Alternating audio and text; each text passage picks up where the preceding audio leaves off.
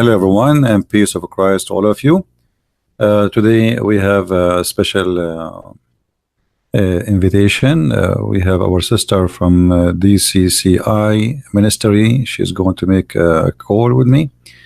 And usually I don't really accept to speak out of my channel, but because they contacted me a long time ago and I said then yes, so I have to keep my promise.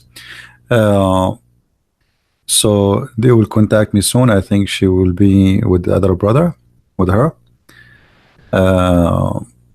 And I think all of you know her. She is a speaker corner. She is a very brave woman.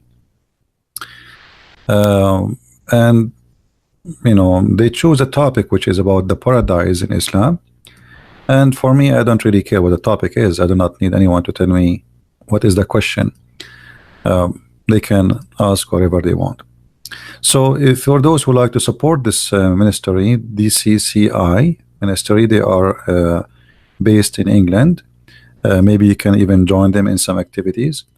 They go to speaker corners in England, and they are very active people. So please invite your friends, and soon we will be with the brothers and sisters from the speaker corners. Is my voice coming good, guys? Is my voice good? Is it low? Is it high? Let me know, please.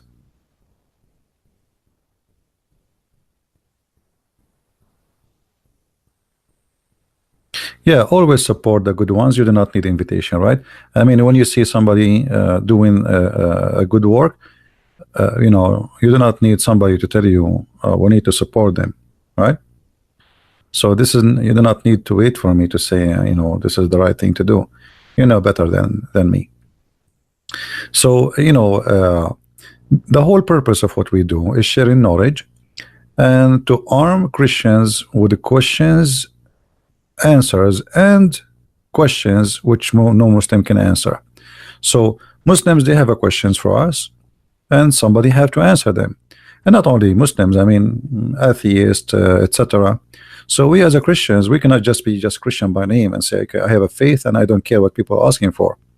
You can do that, but I mean, you have a duty in this life is to save people, not only just to be selfish and to be saved yourself.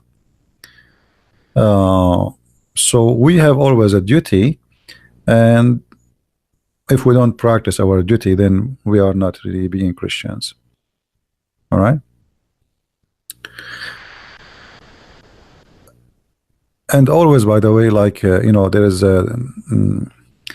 always I say to my admins, if a Muslim want to debate me, please verify that he is a real person, and which mean I say always I want a scholar, a sheikh, a big shot.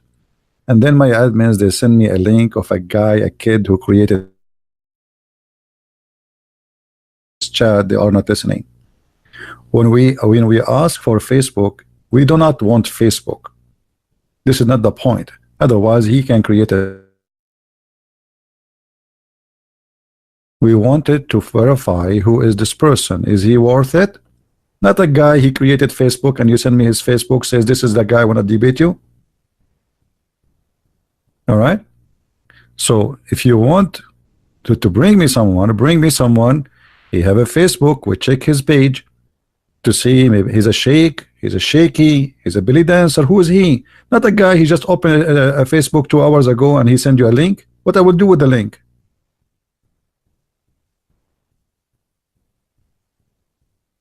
My voice is cutting out.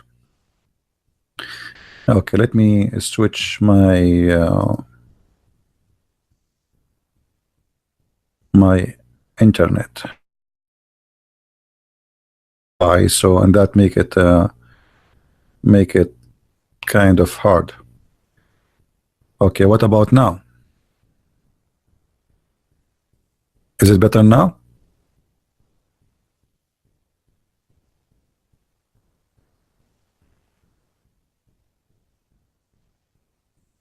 Okay. Well, I hope it's going to be good now.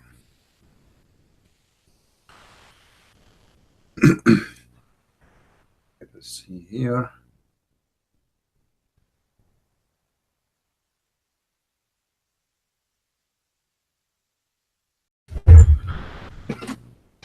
All right.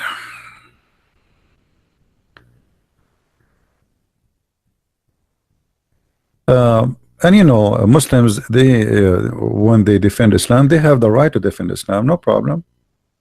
But our duty here is to show that Muslims, when they defend Islam, they prove Islam to be false. I never saw a Muslim really is smart to debate Islam or to prove Islam to be correct. The Muslims, they take advantage of you, of not knowing, and this is the only chance they have. They can make a point against you.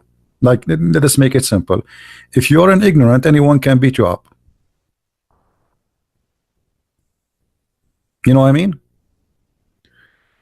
When you are an ignorant, anyone can beat you up. So it's not really about Islam is good or not. Anyone. A person who worship a tree, he can beat you up if you are an ignorant. So this is what the Bible says, that you know, my people be destroyed because of their ignorance. So when you have an ignorance, you have a big problem. It's like, you know, you are sick, and we need to fight ignorance. This is the problem. The whole world is suffering from that. People die because of disease. What disease is? Disease that us, we are ignorant about how to fight it. You know, not long time ago, people used to die by flu by millions. Almost the whole earth was demolished by flu. It's just a stupid flu. But because we do not know how to fight this very simple, tiny virus, people die by millions. Ignorance. Today, flu is not a big problem. And Islam is no better, no different. So you need to learn about, you know, your weakness, your ignorance. And again, if there is any Muslim want to debate me, you are more than welcome. But I don't want to debate kids, because we cannot call it a debate. Or Muslims calling me like this guy in the text. His name is Fahim. Do you see this guy Fahim? If you click at his page, you will see a guy. He is like 55 years old. Last time he called me, he played for me a love song. Do you believe it?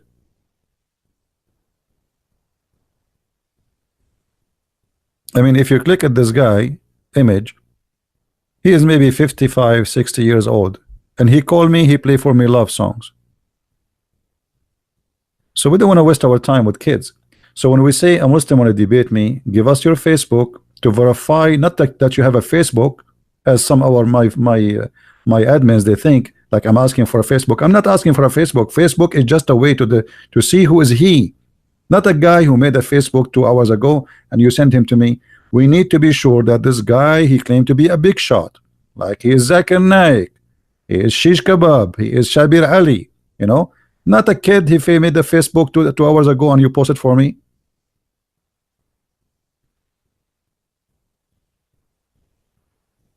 So we don't want to waste our time with those you know, idiots.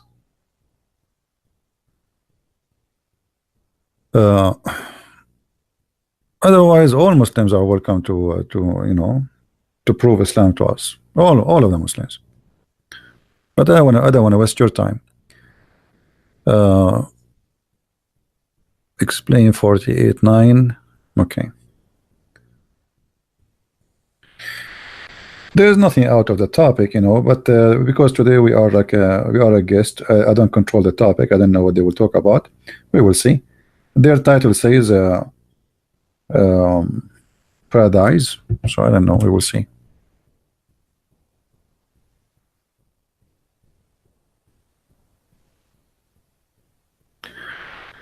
Your Facebook last day upload about 92 ministers sentenced to death by Islam of Afghanistan. I did not post anything in my Facebook, Mr. August. If people deposit there, that's not me.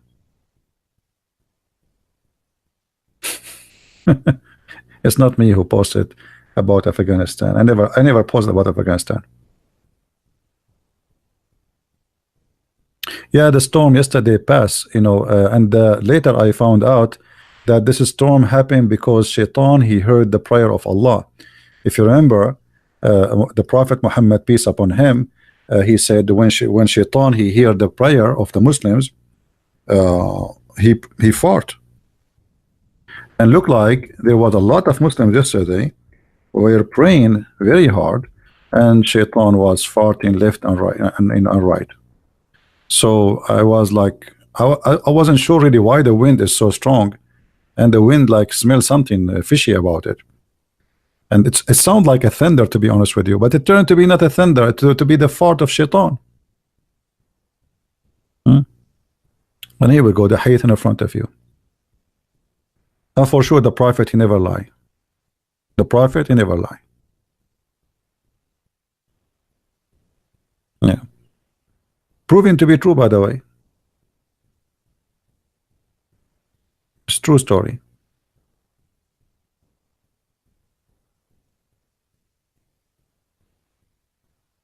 Anyway, guys, invite your friends. We are waiting for the team from the speaker corner to call me, and we will go from there. And don't invite me to speak on your channel, please, because as I said, I don't like interview style, and I told him already, don't interview me, don't ask me questions about myself. I am no one. Did you watch the movie? It's called My Name is Nobody.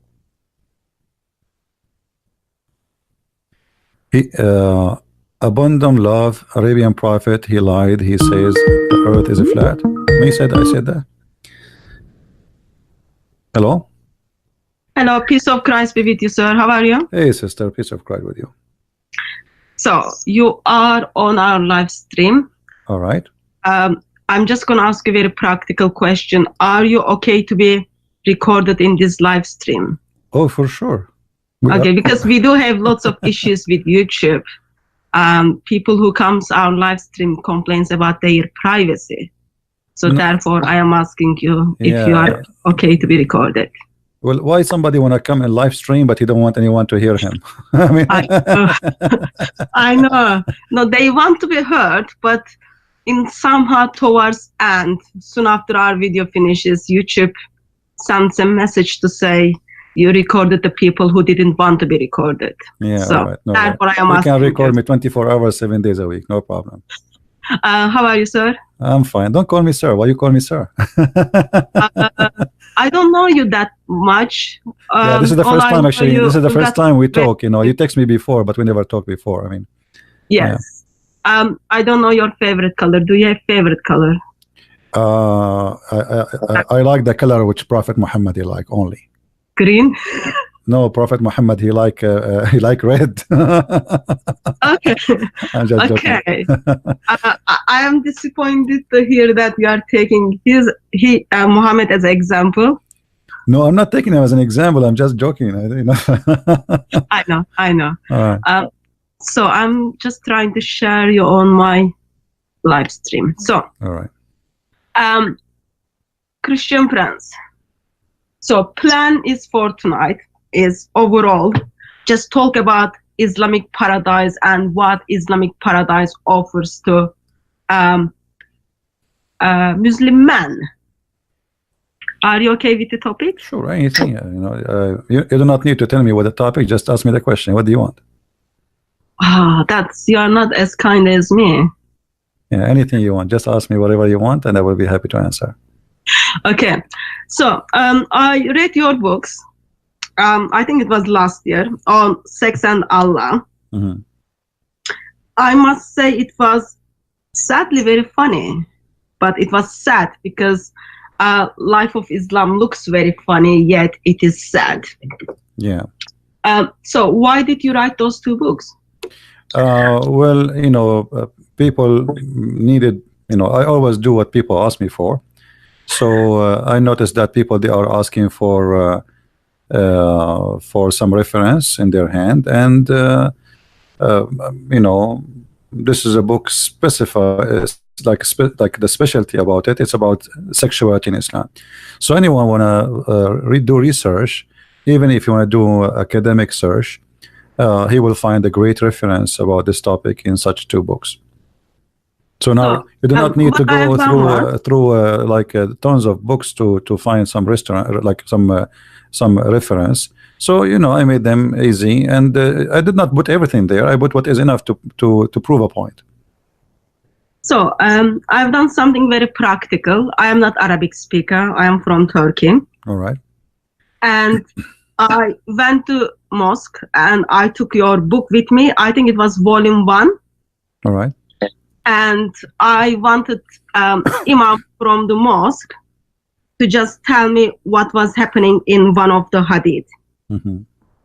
It is the hadith when wife is beaten, her skin is greener than her dress, and Muhammad says you need to sorry for the language, taste. I will say it, don't say it. Taste her. Yeah. You have to taste his juice. Yeah. Yeah, so I took that to mosque, and Imam told me actually that's not in hadith. Really? And then I was asking, are you sure? And then he said, no, it's not in hadith. I found the Arabic version hadith and I took the physical copy to Imam. And he started telling me, actually, that is wrong translation. Okay, what is the correct translation? So correct translation was actually supposed to be if just a marriage, not the zawaj. Word is zawaj. What zawaj? So he told me there are two words in Arabic. One of them is nikah, other one is zawaj. Mm-hmm. And he told me the word which is in that hadith is zawaj. What is the word he says it is zawaj? What is the word he's saying? Marriage. It needs to be marriage. So he's just simply saying, go and marry with this guy to go back to your first husband. Well, we can go right now and we can read the hadith. Let us go there. And I will use the Muslim translation. Yeah. So they will not say, you know, he is using his own translation, right? I mean, there's no excuse after that. This is the hadith I'm going to share. I can send you the link actually in Skype. I don't know if you can open it there. Let me share it with you. Okay, I'm not very good with technology, so you need no to problem. be. I will read it. I will read it. Kind to me. Yeah, it's okay. Don't worry. It says here, Rifa divorced his wife, whereupon Abu Abdurrahman, etc., married her. So there's a guy, he divorced a woman. His name is Rifa. The other guy, his name Abu Abdurrahman, he married her. One day this woman, she came to Aisha as she complained that her husband had beat her until he made her skin greener than her clothes. And then Muhammad, he came and he asked what's happening. So she said to him the story that her husband did beat her. Then Abu Abdurrahman, he heard that she went to Muhammad. So he came and he found his wife. She went to Muhammad. So he came with his 2 sons from the another wife. So this is 2 sons he have from different wife. And then she said, which means the wife, by Allah, I have done nothing wrong to him, but he is impotent and he is useless as this to me, holding her fabric, which means this guy, he cannot have sex. Holding, showing the fringe of her garment. Abu Abdurrahman said, by Allah, I can't satisfy her, but she is disobedient and wants to go back to Rifa. Allah Messenger said to her, if this is your intention, then you know that it is unlawful for you to this is the Muslim translation, not my translation, to remarry Rifa, unless Abu Abdurrahman had sexual intercourse with you. Then the Prophet said, he saw the 2 boys of the Abdurrahman and he asked him, are these your sons? Abu Abdurrahman said, yes. The Prophet said, you claim what you claim, which means the guy, he cannot have sex. But Allah, by Allah, those boys resemble him as they resemble the crow. So this is one of the hadith about the story. Yeah, so what Imam told me was, where it says Abdul Rahman has had sexual intercourse with you, that means actually when he marries. No, actually in Arabic it does not say I know. sexual intercourse. In Arabic it says until he tastes her juice. Yeah. Go. It says حتى يذوق عسيلتك. And anyone who speaks Arabic, you can see in my screen here. So we are not lying. That's what it says. It did not even mention the word intercourse. It says until you taste, he tastes your juice. Now we can go right now to the Arabic dictionary, Arabic English dictionary, and we see what the word asila. Yeah, so that's what I did. I went to I took the picture of Arabic dictionary, and then I showed it to Imam. But Imam was like still shouting and screaming at me. I think he thought that was like speaker's corner. He was shouting and screaming at me to tell me why I am making Muhammad look bad. Yeah, this is the only way to run away from the. Yeah, here we go. I put it in the screen. The ones who can see my screen, I just search for the word asila. This is Islamic website, not my website. This is the word asila. And it says asila mean orgasm. As simple as that. So the Prophet says, he did not say until you have intercourse. He said until he tests your orgasm. Okay, that was polite way to put it together. Anyway, so if anyone hasn't read the books, guys, read the books, memorize them, take them to mosque, challenge the imams, challenge the Muslims. It's very funny because some of the things they never read it, and when they read it, in somehow it just makes them. Did you see what is written in the cover? Sex and Allah. Yeah, in the cover, and the verse in the cover. Oh yeah, that's the 5566. Yeah. Restrain whom? Yeah. Do you want me to read it? My English is very bad. I mean, this is alone is a disaster. What kind of a religion? What kind of religion? This God, he described what is inside the women private part, you know, to make us believe in it. You don't need to be genius to answer that question. It's called Allah. Yeah. But that's different topic. Yeah. So anyway, just wanted to say thank you very much for these works. They are very, very helpful to Christians.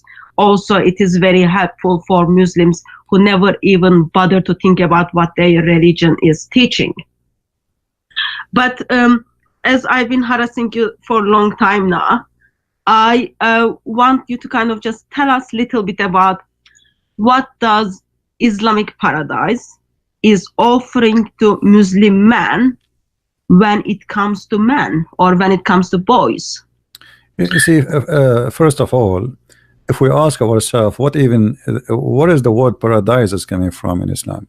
I mean, the God of Islam, obviously he is not God, because he mixed between what is heaven and what is a garden. As an example, if we go to the Quran and try to find the God of Islam is speaking about heaven, suddenly we will find that Allah, he speak about the Garden of Eden. Garden of Eden.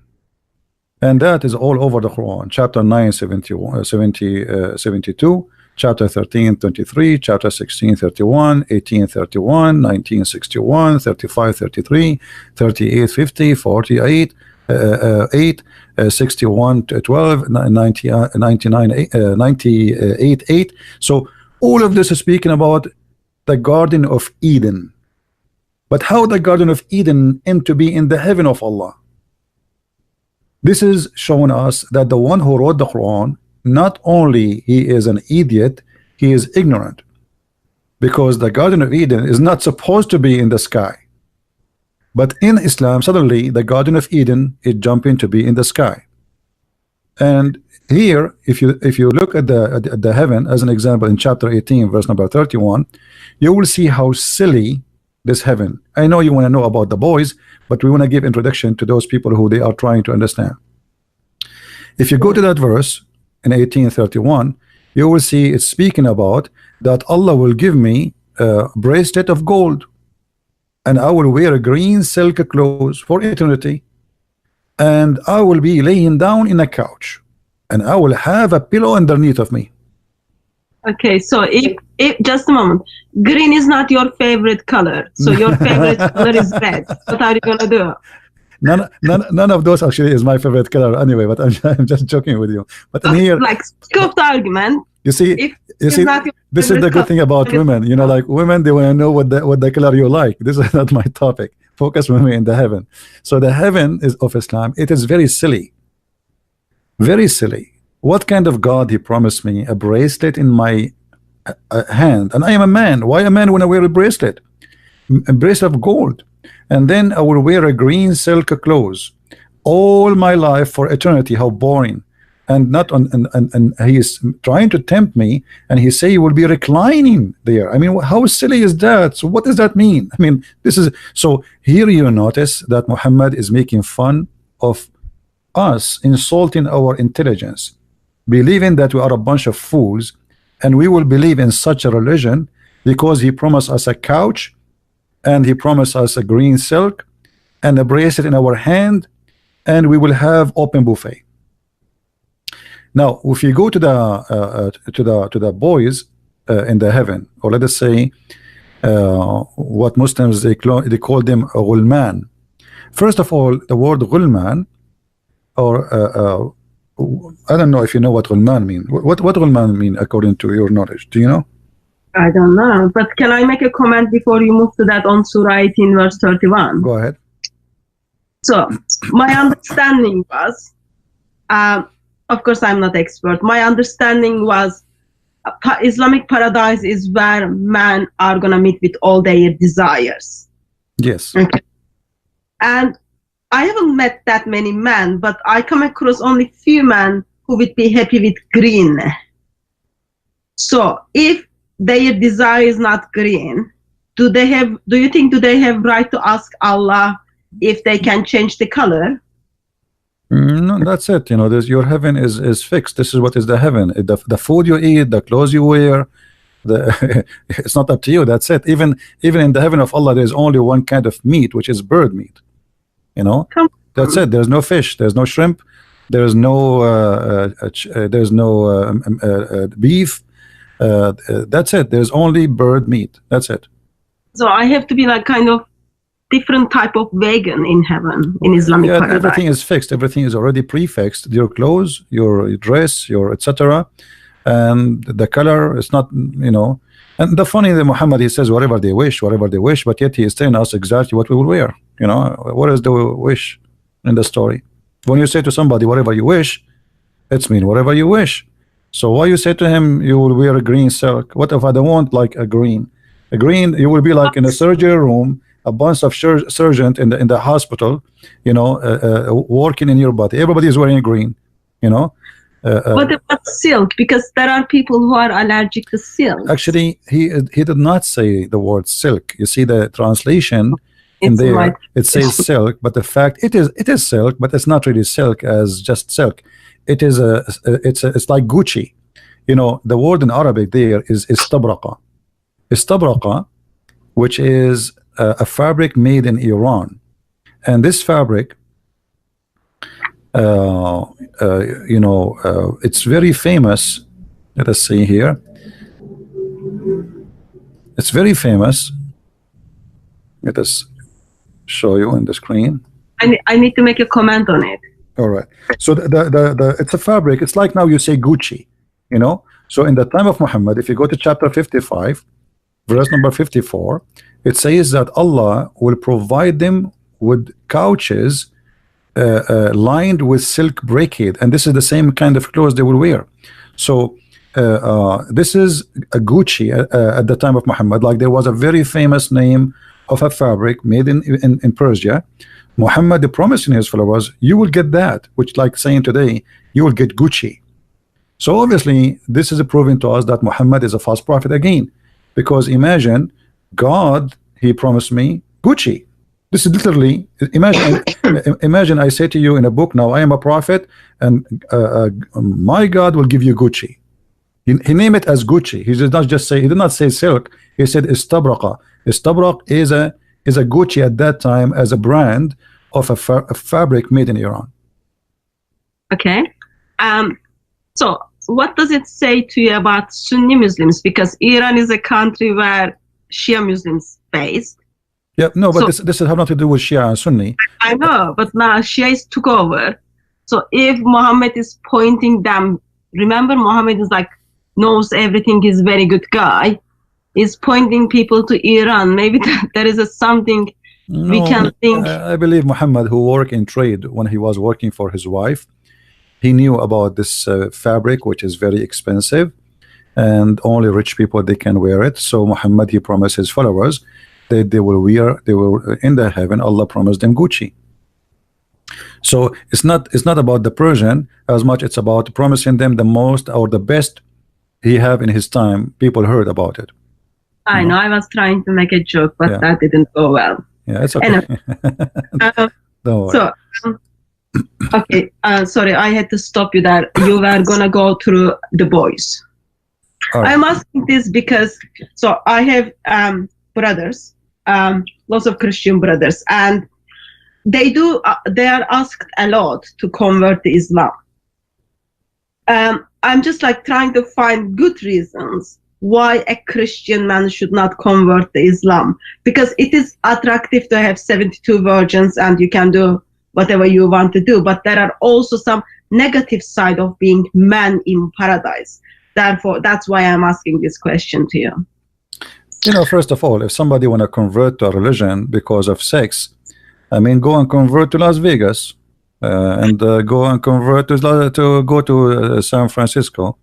No, Las Vegas is expensive though. I checked the tickets like a couple of months back. No, the Islam is expensive too. You will spend your life bending upside down, and you wake up early in the morning and you bend down, and then you have to do Hajj, and you might die there. People step on you. 5,000 people last time they were killed. You get diseases, you get all kind of viruses, people kissing the black stone, licking the black stone, all the bacteria and the virus in the world, they come with it.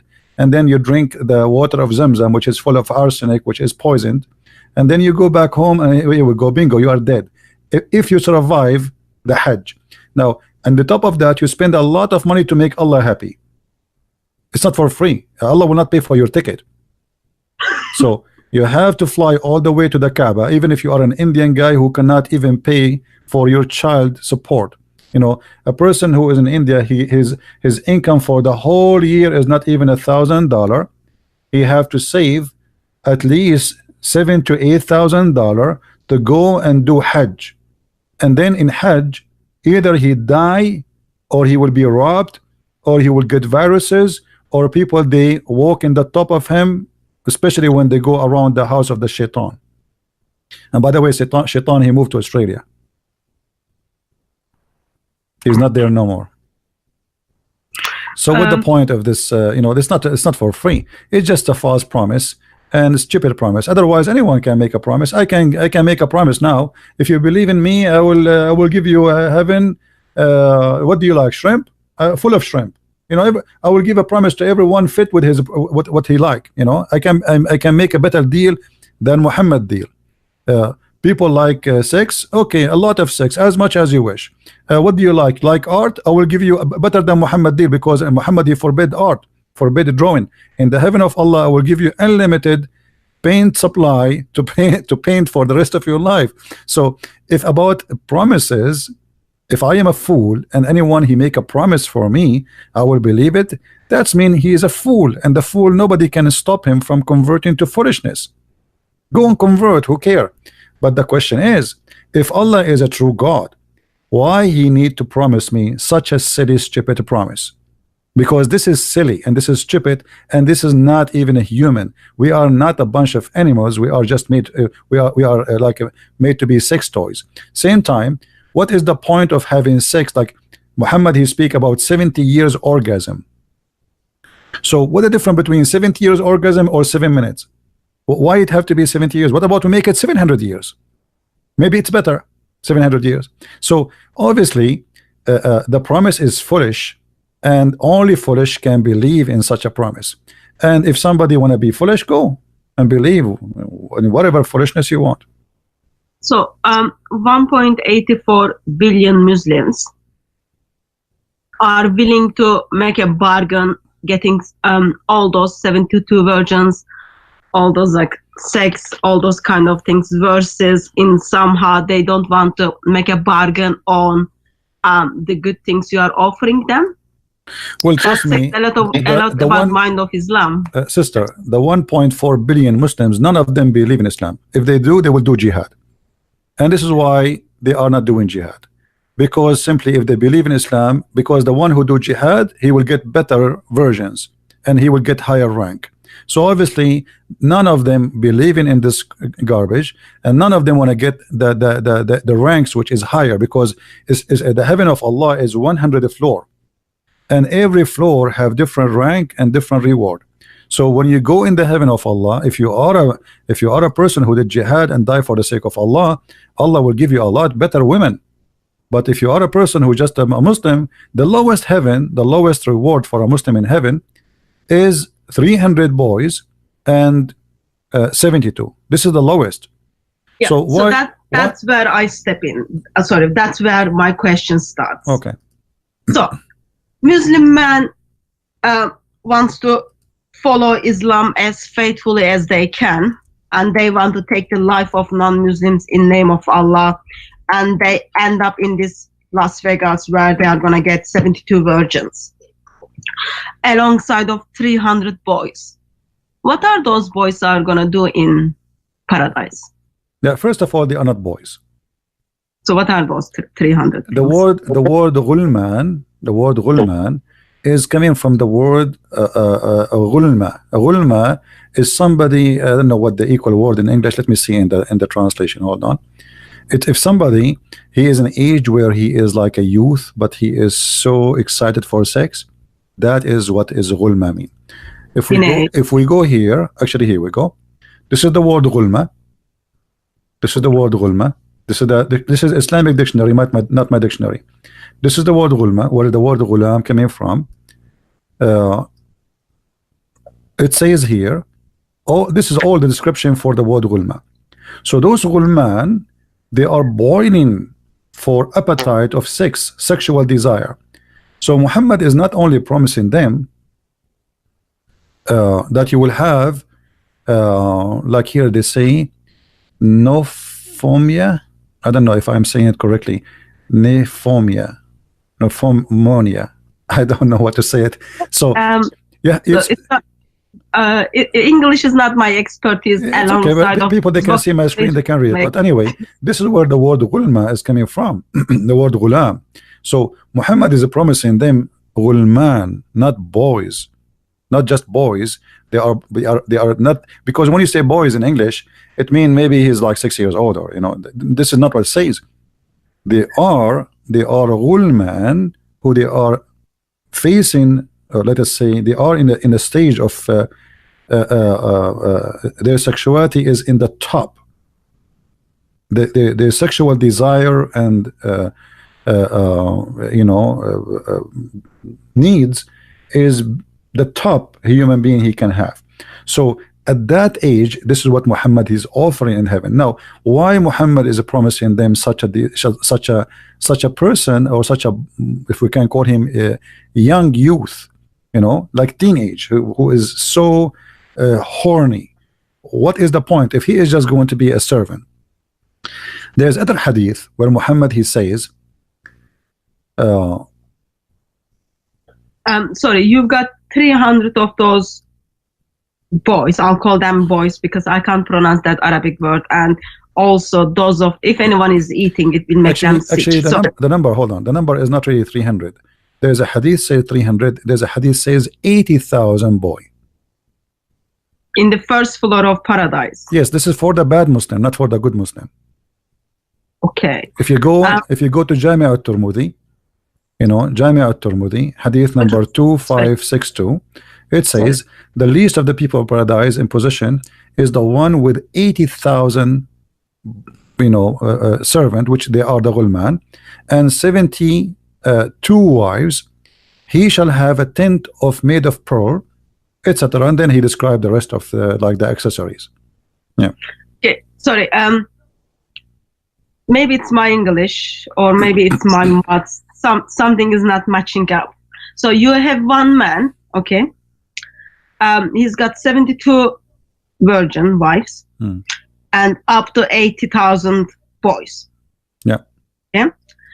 And so he's gonna have sex with them, with 72 people each day. Okay. So one day is 24 hours divided 72. Not very good number. And of course, between the times, I don't know, probably like there needs to be rest, there needs to be food being eaten, plus you've got those boys who are in their top level of their sexual desire. Is it my maths is not matching here, or there is like something else going? No, here actually there's a lot of like stupid promises Muhammad he made, because remember we just mentioned that Muhammad he promised the Muslim he would have an orgasm of 70 years. So that's mean what the benefit of having those 72 if your orgasm will be 70 years. That's mean in order to I mean if the orgasm is the short time compared to the sex time. So let us say if the orgasm is 1% of the sexual relation time, so that means the sexual relation time is going to be what, 500 years. So by the time you finish with the first one is going to be maybe 500 years or 570 years, and then you start with the second one. So in order to finish the 72, maybe it's going to take him maybe 35,000 years.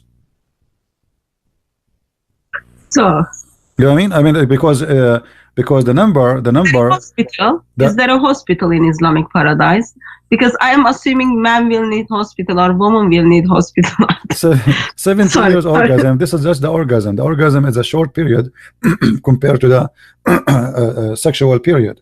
So if Muhammad is saying it is 70 years, then we have to think about, so how long the sex will be? Well, it's going to be 2 minutes? No way. It's going to be 5 minutes? No way. It would be funny if sex is 5 minutes and the orgasm is 70 years. So if the orgasm is 70 years, the whole process is how long? You know what I mean?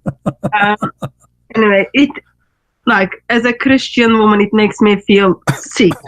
But I don't know how does it make feel Muslim woman, because there was I spoke to a Muslim woman once. She was okay with it. You know what the Muslim will say to you? I mean, he is that's it. This is his religion. This is his stupid cult. He will change it. He cannot. So he will say it's good. I mean, I'm happy with it. But the fact, I'm sure many of them they have a lot of questions in their head. I mean, what's wrong with this God? What you know?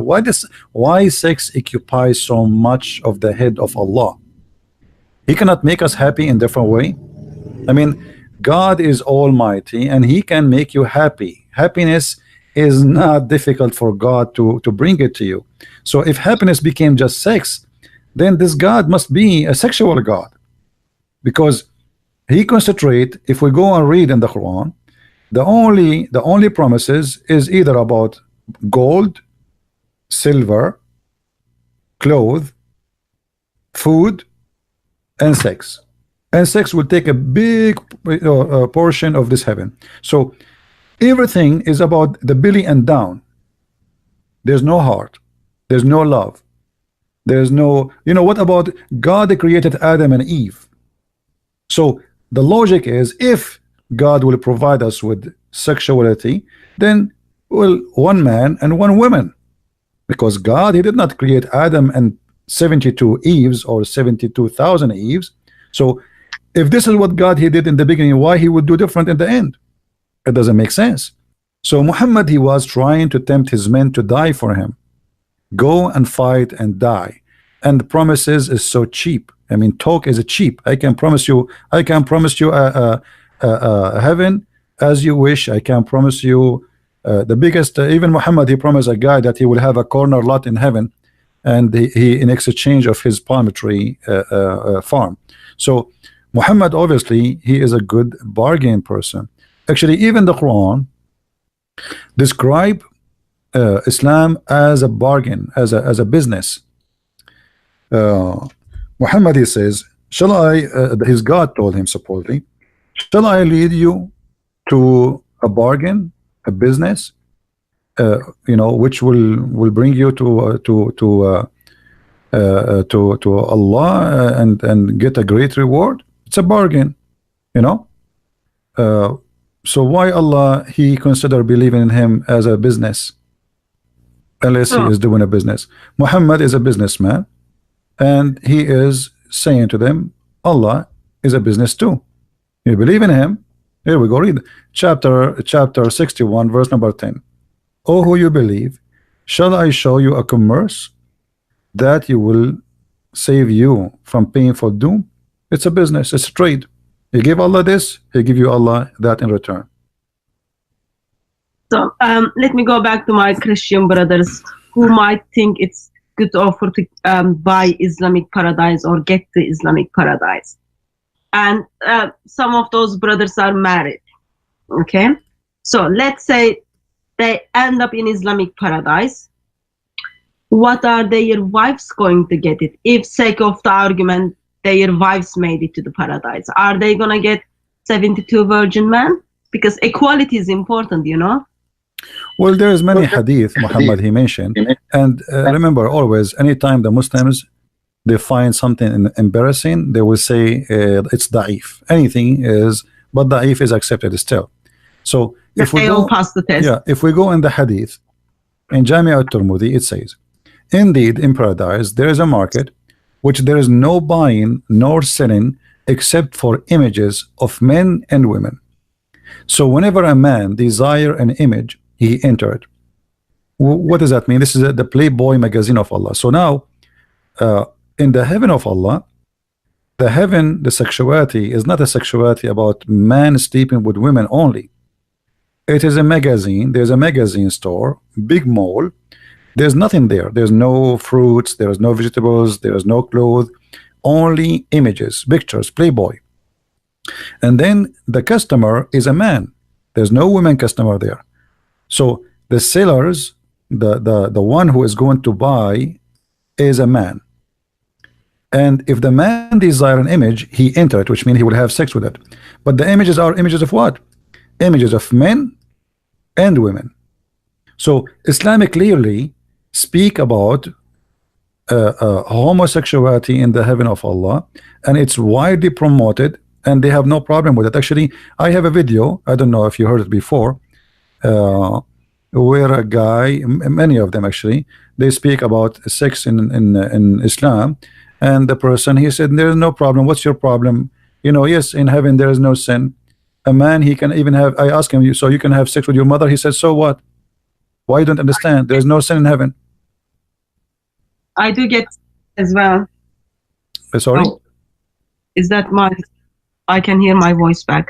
I do hear that a lot as well. Muslim men don't see there is any issue that they might have sex with their sisters or with their mothers, even if with their grandmothers. Yeah, because simply heaven in Islam is nothing but it's a hippie house, you know, like the hippie revolution in the 60s, where you know, European people, they decide to go wild and they want to just have a free sex as they wish, anytime they wish, in the beach. There's no need for marriage, you know, we can share men and women. So Islam is very much advanced before that, but the reason for Islam to be like that, as long as you have my book, if you go in the first volume, you will see the Arab, they used to have many kind of marriages, correct? Yeah, many, and many of those marriages based in exchanging women. So Muhammad, he understand that pleasure, because I believe strongly that Muhammad himself, he used to exchange women. This is why in the Quran it says, like if you go in the Quran chapter of Al-Ahzab, where Muhammad, Allah, he says, supposedly Allah said to Muhammad, not Muhammad saying it to himself, that any woman, she want to give herself to the Prophet so he can have sex with her. And then Muhammad, after that in verse number 52, it says, it's not allowed for you to change or exchange. This is the translation the Muslims they have. So how you can exchange women? I mean, how you can change a woman? You see here, it did not say divorce. It says you cannot change or exchange. Exchange in Arabic, to beddel. There's a huge difference between divorce and change. Divorce, she's gone. You know? I'm not that much surprised on that, because isn't it the same God who tells when husband doesn't need his wife anymore, you can marry him? So in the mind of Allah, human beings are an object which you just buy it from the shop and you can turn it and give it back.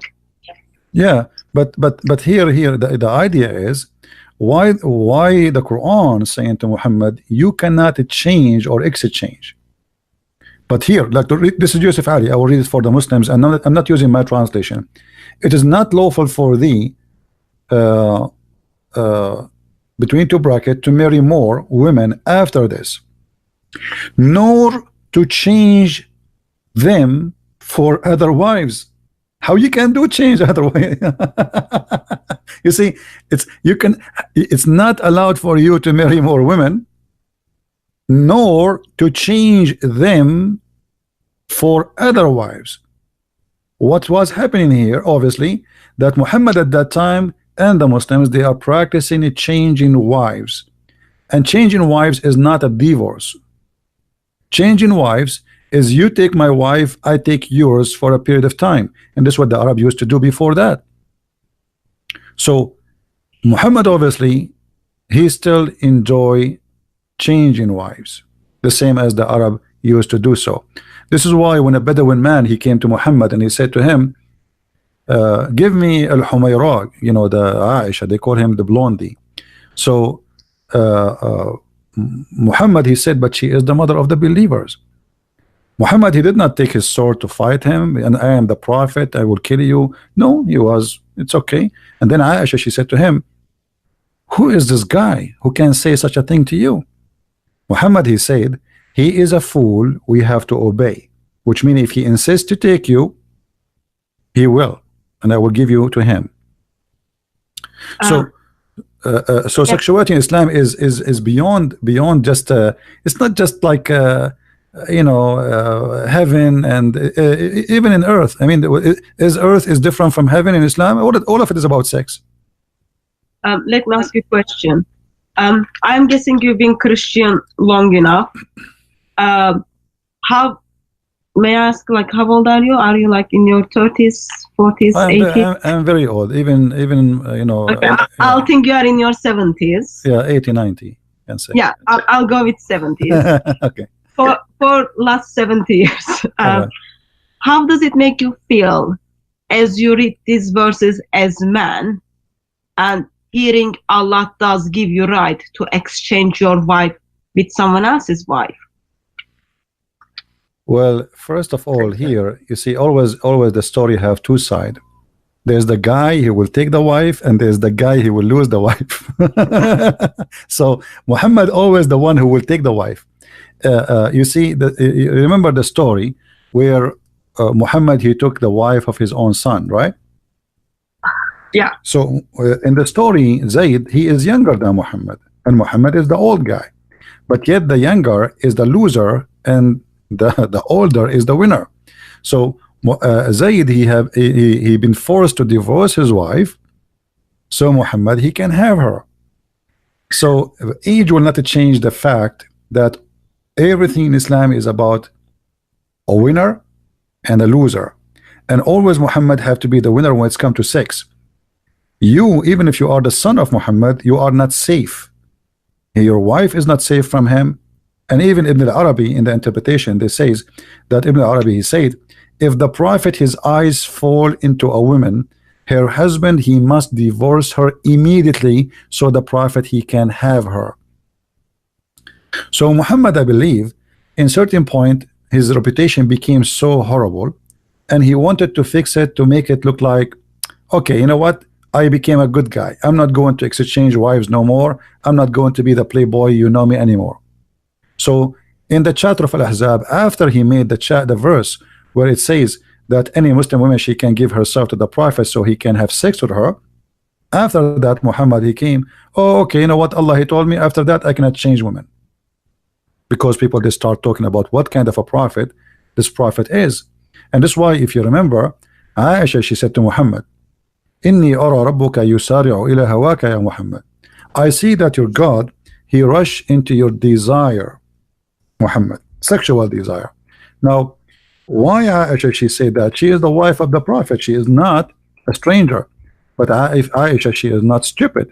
She is observing, and she learned that her husband is a sexual predator, and he will use God as a puppet for his sexual desire. So women, they start offering themselves to the Prophet to sleep with him. And Aisha, she said, I feel jealous of the women who offered themselves to Allah Messenger, and said, then when Allah, the Exalted, the Glorious, revealed this, you may differ between any of them as you wish, and take to yourself any you wish, and if you desire any of you have set aside, no sin chargeable for you.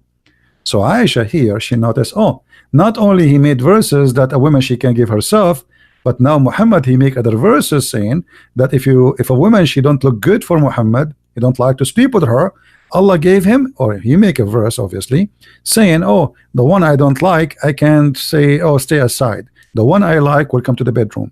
So Aisha, she said, it seemed to me that your Lord hastened to satisfy your desire. So in simpler way, it makes you feel double sick. In simple way, it make me feel that you know, Satan is exist. You know, because this is what Satan do. You know, I will not make the Satan make me sick, because I know he is what he is, but this is a proof that Satan is there. Because you see, a person who claimed to be a prophet of God, and then he tried to take advantage of his followers, specifically women. Obviously, he is a cult leader.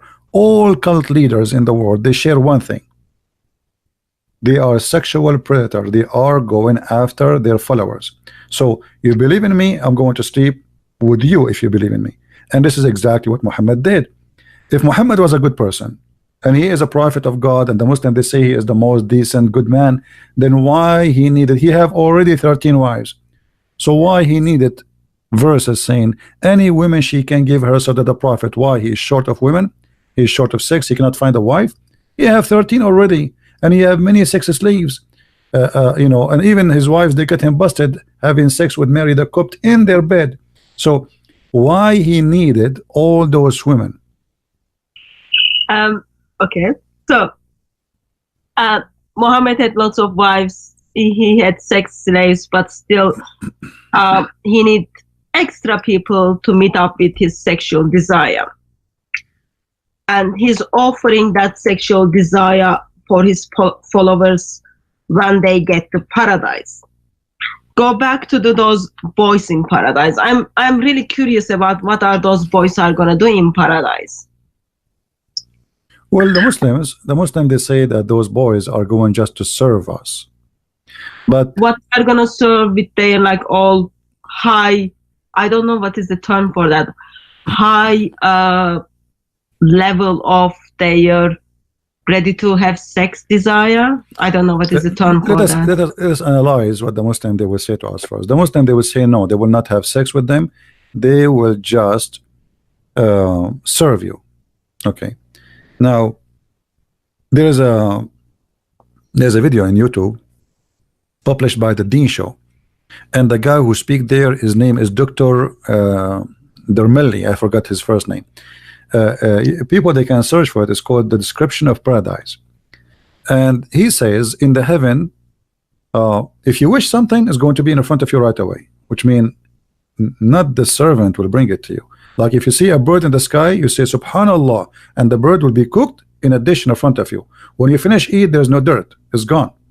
So why do you need servants then? This is the question then. So why we need, what servant will do? And imagine, not only that, in the heaven of Allah, your clothes will never go wrinkles, and you will never take a shower, and there's no dirt, and there's no dust, and there's no cleaning, and there's no sweat, and even there's no sperm in some stories they say. So what the servants are for, what they will do? This is the question the Muslims cannot answer. The Quran says that those servants, they will go around them serving them, and they have cup of wine, and then it says la yanzifun, and they will not bleed. Now the Muslim, they say the word bleeding there is about not about bleeding from like using blood, it's about getting drunk. But why the boys will get drunk? It is the masters who will drink, not the boys, you know. So in today's society, servants wouldn't sit down and then eat with their master. I am assuming in Islamic paradise where man doesn't need anything, like they don't even need servant, still they do get those boys. You see, if you watch this video, I encourage people to watch it so they can laugh. The guy, he said you will have 80,000 boys serving you. Now 80,000 boys To one man. and yeah, for one man only. And then this man, if he wished something is going to be in front of him before even he say. So what the boy would do, it is silly, it is stupid, and the Muslims, they try to get away with this promises. At the same time, isn't it, this is a child abuse? Let us say they are youth. But slavery is all right though in Islam. It's all right, yeah. But Yeah, so but, they wouldn't those complain about but those who claim that Islam is a good religion and Islam is have ethic, I mean, where is the ethic in this? Allah will enslave for eternity a bunch of youth, and their job is to serve me a cup of wine for eternity. If they will not have sex, according to Muslims, let us say, I'm going to the Muslims' claim, let us say they will not have sex with them, they will just serve us wine. So is it right to enslave 80,000 little youth just to serve me wine? 80,000, how many cup of wine I would drink a day? I mean, why 80,000? Sorry, my brain sometimes just most of times doesn't work. So you've got those 80,000 boys who are high in their sexual desire, okay, and all of their job is to just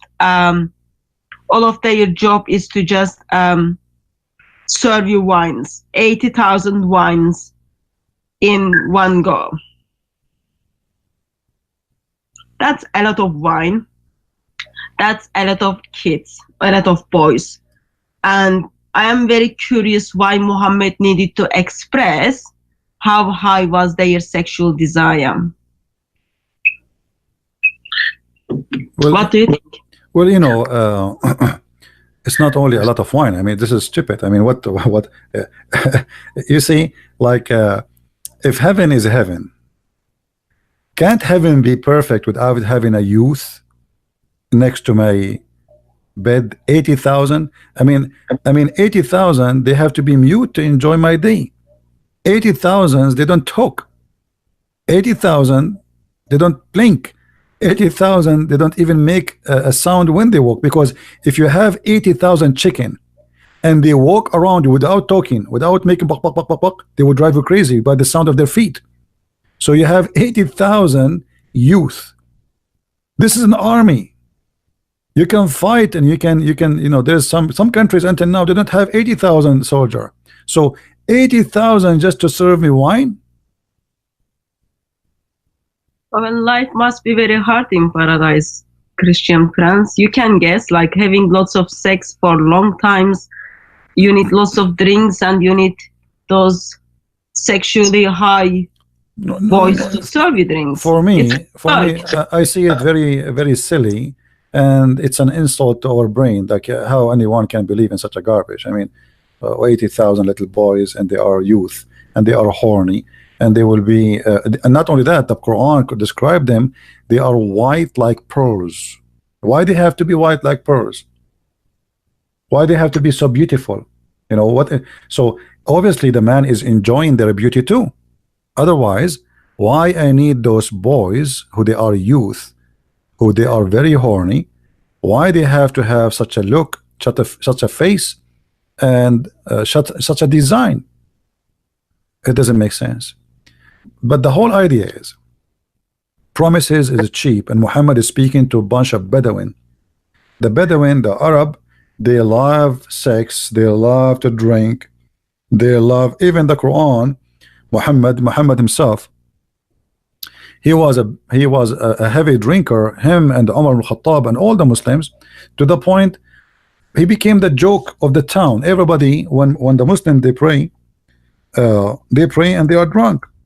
So Muhammad, after the people start making fun of him, he come with a chapter 4 verse number 43, where it says Allah told Muhammad, supposedly, for sure this is Muhammad, he said to the Muslims, "Oh, who you believe, approach not prayer when you are drunk." So imagine how much they are obsessed with drinking, those Arab in the time of Muhammad, to the point they cannot pray. They are, when they go to pray, they are falling apart.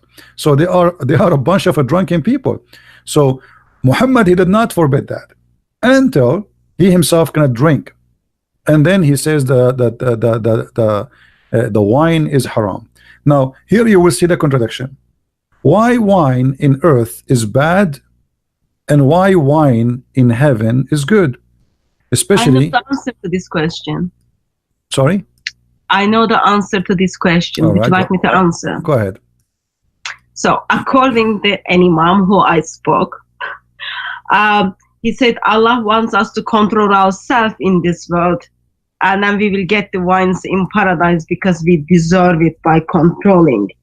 And my response to that was, morality of Allah changes while people are in this world. His morality gets worse when people end up in paradise. But the Muslims don't control anything. The Muslims, Muhammad, he legalized all adultery, and he make it legal, including prostitution. Like, is a prostitution haram in Islam? It's not. You know? That's why we do have lots of grooming gangs in UK. I'm not sure if you heard of it, thanks to teachings of Islam. I don't know what is that, but prostitution in Islam, as long you are using your slaves, it is halal. Chapter 24, verse number 33, it says that force not your maids, who they are your slaves, into prostitution if they desire not to do so. But however, if you force them, Allah is all merciful and forgiving. There's no punishment in Islam for any Muslim if he use his slave. She have to be a slave, not a free woman. If he use a slave he own for prostitution, it is legal, it is halal, and there's no problem with that. And the only condition here in the verse, it says, force them not if they choose. Which means if you ask her, you like to do prostitution, and she says, "Hey, good for me," then business is good. However, even if you force them, Allah is all merciful. The Muslims, they say Allah is merciful for them. Okay, but what is the punishment for prostitution in Islam? You see, the verse doesn't say never do prostitution. The verse is so clear. It says force them not to do prostitution if they choose. If they choose not to do prostitution, and if you force them, Allah is all merciful. So where Muhammad he says prostitution is forbidden? Nowhere. The verse is so clear. So same time for the muta. You know the muta, right? Yeah. Let me just comment on that. Surah 24. So in England, it's been almost a decade now. Mainly Muslim, mainly followers of Islam, not Muslim, mainly people who follow the teachings of Islam and identify themselves as people who fast during the Ramadan, who goes to Friday prayers. They pick those young white British girls, mainly British, and then they use those girls, they sold those girls, and they make money from those girls. We call it, like, it's been all over the news, identified as grooming gangs. But how they get those girls? I don't understand. What they marry them? What they do? No, so they pick up those girls from the, like, after school, or those girls go to shop to buy the things, and then they start giving those girls gifts. From that, they are building relationships, they are grooming the girls. And then from that, the girls kind of start, oh yeah, he's my friend. And those people are pretty old when you compare with the age of those children. Youngest child was 9 years old, and then until it goes until 15. I did meet some of the girls who's been groomed, and the way they've been treated by Muslims. If one of the girls wanted to give up and didn't want to kind of be friend with these Muslim men, they were told they will family will hurt one of the girl. They nailed her tongue on the table if she goes back to if she leaves this gang. It's overall like very sad, ugly. But when we see those Surah 24 verse 33, it makes sense for us why Muslims are using those mainly white British girls to make money from them, because apparently Allah is all merciful and all forgiving. Allah doesn't have any problem. I don't want to blame a cult like Islam for what's happening here, because it's a cult and everything is halal. Especially it is not, you know, they cannot do that to Muslim girls. They are doing it only to non-Muslims. So we understand who they are. But I want to blame the society in England. I mean, where is the parents? Where is the family? Where is the mother? Where is the father? Where is the government? Where is the police? Obviously, there's something wrong there. So family is already broken. So, social services didn't do their job. Police didn't want to offend Muslim community. Okay, that's mean England is doomed. I mean, you see a guy is kidnapping a child, forcing her into sex business, and then you don't want to offend. What kind of a country? This country is gone. Country needs Jesus. The country is gone. This England is became a doomed country. So I don't blame a criminal for being a criminal. You know, crime can take place if there's no protection, especially for the young one. So don't blame the criminal only, blame those who allowed the crime to happen. And obviously there's somebody, the criminal here is not only those who commit the crime, is the government, is the parents, is the society who allow such a thing to happen.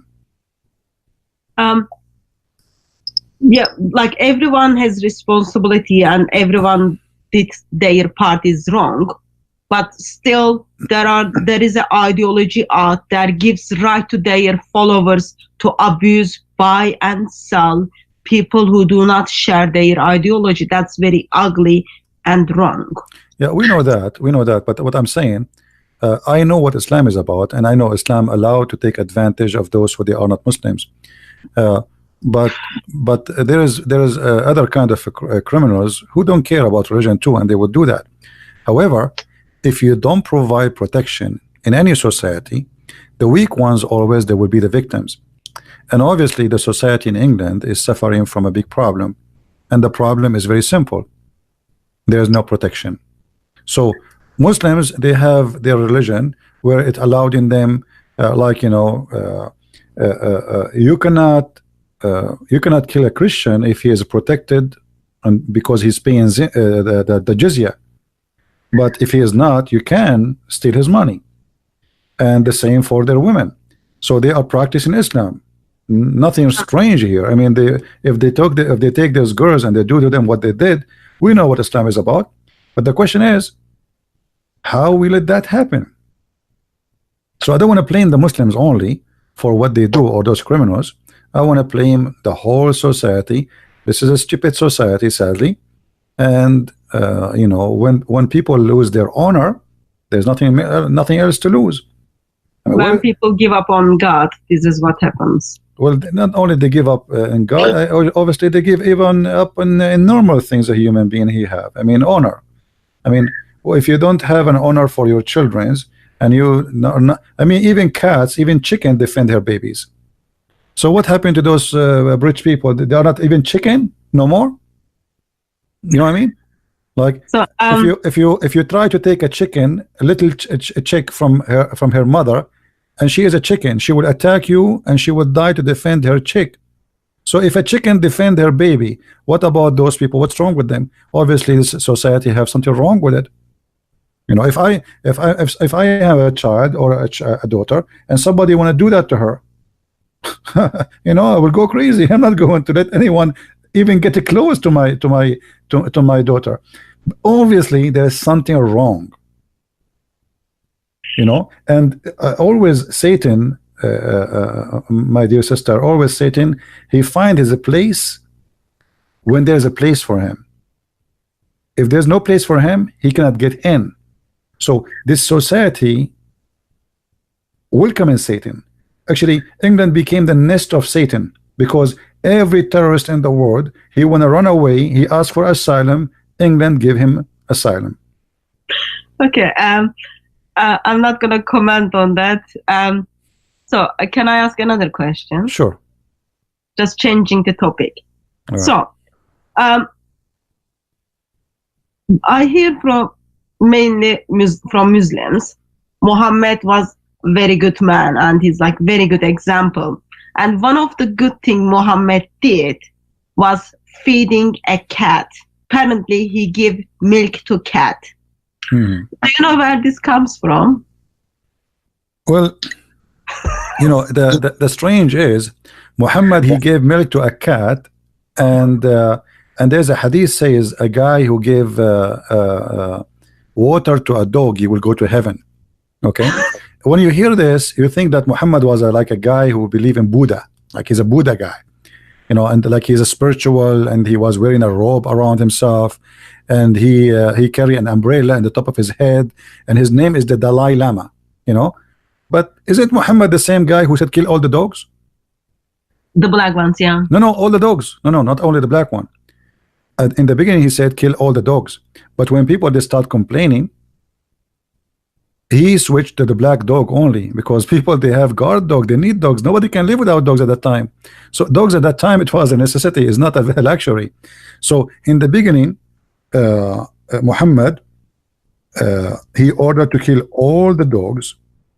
And here we ask ourselves, if Muhammad, he ordered to kill all the dogs, how a person can believe that Muhammad, he gave a cat a milk and he was a very nice person?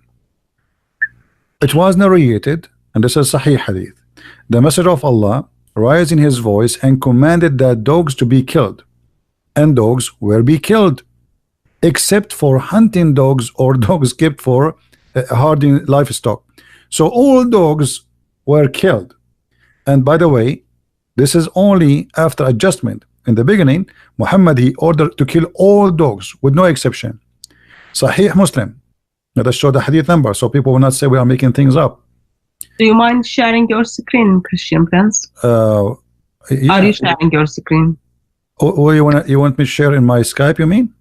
No, like I'm. Yeah, you can share my video. Yeah, no problem. You can share. Sahih Muslim 1570, hadith number A, or you know, it says Ibn Umar said, Allah Messenger reported, Allah Messenger giving command for killing dogs. So Muhammad, he ordered to kill the dogs, and then when the people they start complaining, he switched. He said, okay, kill only those who they are not herding and not guarding. So anything else you kill. So why Muhammad, if he is a nice person, want to kill dogs? And Muhammad actually he says, if not the dogs are nation like other nations, I will order to kill them all. You know why? Okay. Do you have any pets? Do you have any dogs or cats? No, I don't have. Guinea pig or anything? No, I don't have. No.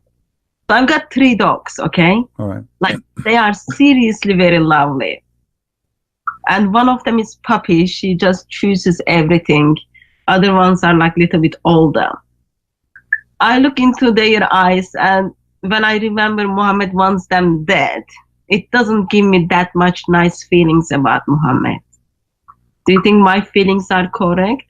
Well, dogs, they have a special sensation, and they can sense evil, you know. So because they can sense evil, I believe Muhammad, he hated them. Each time they see Muhammad, they sense evil in him. They start barking.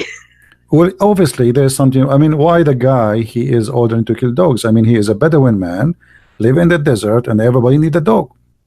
So a dog, he bark anyway. If we see a stranger, he would do that. But so why you hate all the dogs? Doesn't make sense, you know. So as you see here, I'm showing the hadith in the screen. People, they can see it. Yeah. And this is hadith number 1573a. It says that Muhammad, he ordered kill all dogs, all the dogs, and then he made an adjustment. Then he permitted keeping the dogs for hunting and protection. So there is no need for any man. I mean, dogs are very beautiful animals, you know. What if a dog, he is weak, he cannot protect you, but you like him to stay alive, and he is cute, you know, he's funny, the kids are playing with him. According to Muhammad, we kill him. That's just heartbreaking. I'm double heartbroken about it. And you know, this kind of a person, obviously he have a mental illness, because you know, I can be maybe a person, he have a phobia from dogs. Maybe one day when he was a kid, he was bitten by a dog, but that is not an excuse, you know, to kill all the dogs. That's stupid, actually, you know. So dogs are very faithful. Dogs are very faithful, and they are always the best friend for a human being. I mean, if a guy, he lost in the middle of nowhere, which one you prefer, to have to be by yourself or to have a dog with you? For sure you will have a dog. So dogs never been a problem. Now, for sure there's some bad dogs, you know, but there's bad human too, you know. If a dog, he bite, there's a human they kill. Should we kill all human? You know what I mean? So why we need? And then you will see here the superstition of Muhammad. When Muhammad, he says that the black dog, and then he switched to the black dog, and he says you kill not only black dog, any pure black animal. You need to ask yourself, what is the phobia about the black color? Why? Sorry, CP, sorry. I was told that you are not showing your screen on your channel. Is that correct? No, now it's showing. Now it's showing. Okay, sorry. Yeah. So the Messenger of Allah said, if it were not that dogs were part of a nation among the nation, then I would order that all of them to be killed. Now here we need to ask ourselves, why Muhammad, he hated dogs so much, and then why he switched to say kill the dogs which is a pure black. They ask him, what is the distinguish between a yellow dog and white dog from a black dog? He said the black dog is the devil, is shaitan. So Muhammad, obviously, he believed that black color is the color of Satan. So you kill this is why in the Middle East, you will not see, if there's a black horse, he is totally black, they will kill him if he is totally black, because I've got 3 dogs and 2 of them are black. Sorry, you had what? I've got 3 dogs and 2 of them are black. Well, you know, those are the enemy of Allah. You know, I believe my dogs are made for heaven, but anyway, not for paradise. Yeah, well, I don't think dogs deserve to go to the paradise of Allah anyway. I mean, it's not nice for them. But here you will notice that this person, he have a mental issue. I mean, a person who is little wise, he should understand that those are poor animals, you know, and we should not kill a dog because he's black or just because he's a dog. That is not only any human unjust. This is an evil. It's stupid. It's stupid to believe that a black dog is Satan just because he's black. So how in the world Muslims, they can believe in a man like this to be a prophet who tell them about the right and wrong? Isn't it obvious that this is wrong? I would love to see what the animal lovers will say in 21st century. Well, but that's just a different topic. you see, a human being, he always was in love with dogs since the beginning of time. This is why dog is the best friend of a human or a man. So to come with such an argument that dogs are bad and dogs should be killed, it's exposing a kind of mental illness for this person. So just go back to my question on Muslim reasoning that Muhammad was very good man because he fed the cat. So you, like, how long have you been looking into Islam? You are 70. Can we say like last 60 or 65 years? Sometime I have over 100 now. You know, by knowledge. No, look, listen. If Muhammad nice to cats, why he is not nice to human? Oh, well, so just a moment. How long have you been studying Islam? Over 70 years? Let us say. Okay, I'll ask much simple if you don't want to share your age. Have you got gray hairs yet? You see the woman questions. If you've got gray hairs, that means Islam gave you gray hairs. I don't know. Last time I looked at the mirror, it was a long time ago. So don't ask me those questions. Okay. Anyway, maybe I don't even have hair. How you know? Maybe I'm like Sam Shamoon. Like, doesn't matter you've got hair or not. God still loves you, and Lord Jesus Christ died for you. But I just wanted to find out. Yeah, listen to me. I'm assuming you've been studying Islam for a long time. It's not about how long you study, it's about how deep you study. There's many people, they study, you see, there's working hard and there's working smart.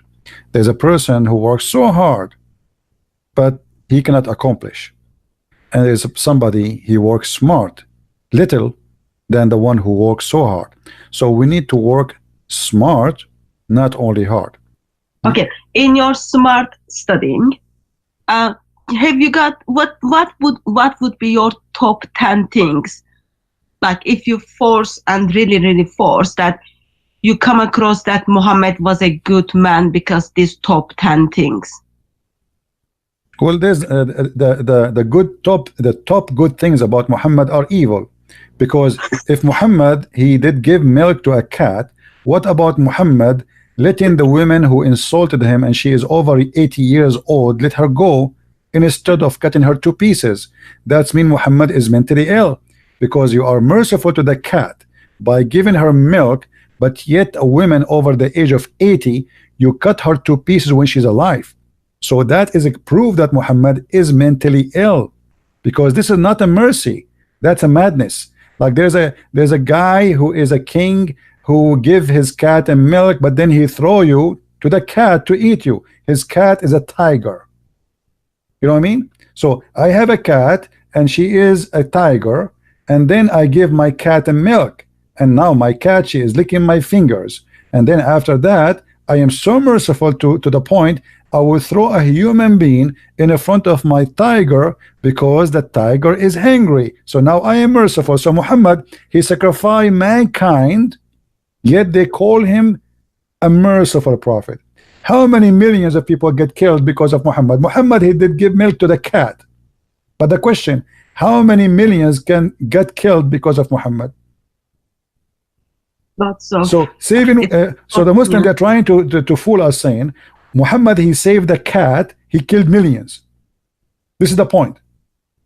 My prophet is so good, he gave milk to the cat, but he crucified people, and he put nails in their eyes, and he put them in the cross, and he cut their hands, and he cut their feet, and he put nails in their eyes, and he is merciful by giving milk to a cat. I am glad that there is something, since we are in the same page. I thought pretty hard, but I couldn't even find any nice thing about Muhammad. Well, not good at all. You see, Muslims, they can, you see that when a person is desperate, he try to find something to make Muhammad look nice. So they start quoting stories which we find it actually hilarious. Like as an example, the Muslim, they say that there was a Jewish guy, he piss always and he throw garbage in the door of the Prophet. All right, this is a story we hear it always. There's a Jew guy, he always but where we can find this story? Who is the Muslim want to show me the story? There's no reference for this story. A Jew, he used to come to the Prophet and he pissed in the door of the Prophet and they throw garbage in the Prophet, and the Prophet one day his son blah blah blah. Okay, I want to see the story. So Muslims, they fabricate tons of stories about their Prophet, but all the reference saying that Muhammad obviously is an evil person. Imagine Muhammad, the one who did feed the cat, he gagged the eyes of a human being. He put nails in fire and he gagged their eyes. So how he is a merciful person, even if somebody want to be punished? What is that the story where Muhammad made people to drink camel urine? Is that story? Yes, this is the same story. Yeah, this is the same story. But what about, you know, putting nails in their eyes? I mean, okay, let us say somebody, he deserved to be punished. But what kind of punishment will reach out to the point, I'm going to put nails, a piece of irons in the fire, and then I will push those irons when you are alive in your eyes. This is a horror movie. Imagine if we can record Muhammad doing that. Very peaceful man, very mercy to the world. So we will make a movie, and the movie showing in the beginning Muhammad giving milk to the cat, and there's a romantic music in the background. And then in the second part of the movie, the Prophet is cutting hands and feet and crucifying people in the cross, and then they bring in nails, he heat it in fire, and he push it inside the eyes of those people when they are alive screaming, and then he let them die slowly.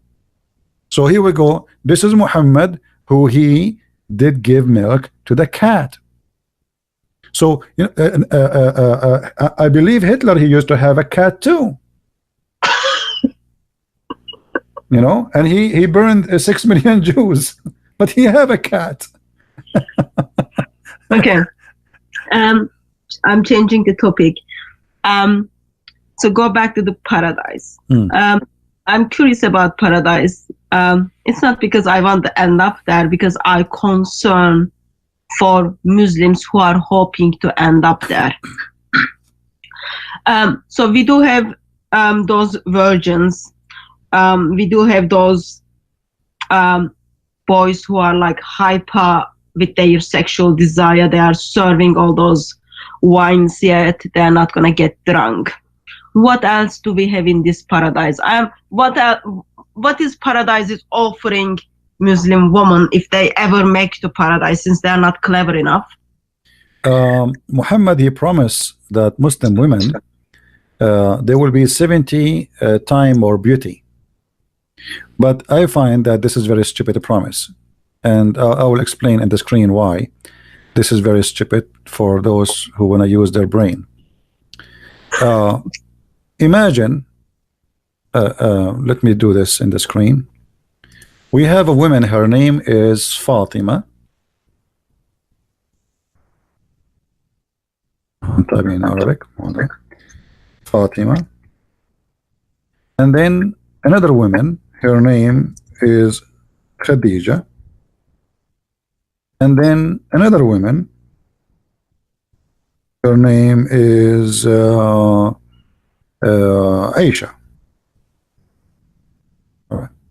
So 3 women, and the 3 of them, they are Muslims.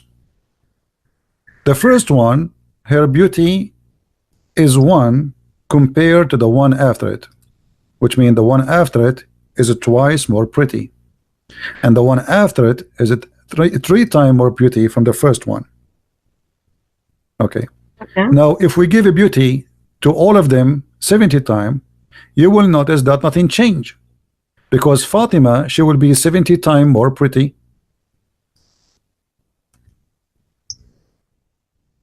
and Khadija will be 140 times more pretty.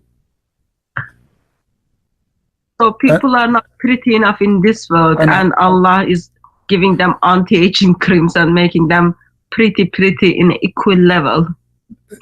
No, what I'm saying, nothing changed. I know. Nothing changed. You're still, excuse me, I don't like to use this word. I mean, like people, they say ugly, but let's use it as a street word. So if she was ugly in earth, she is ugly in heaven still, because Fatima, she will go to heaven, and still Aisha, she is 210 times more beauty than her.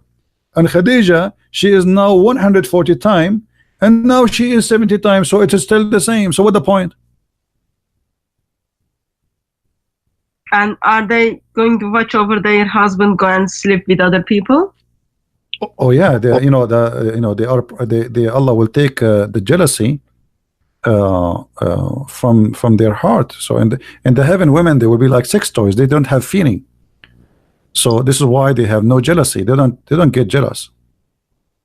That's not very good at all, because if you love someone, that you directly become jealous. No, those women, they don't love the man. They don't even know the man. They never met the man.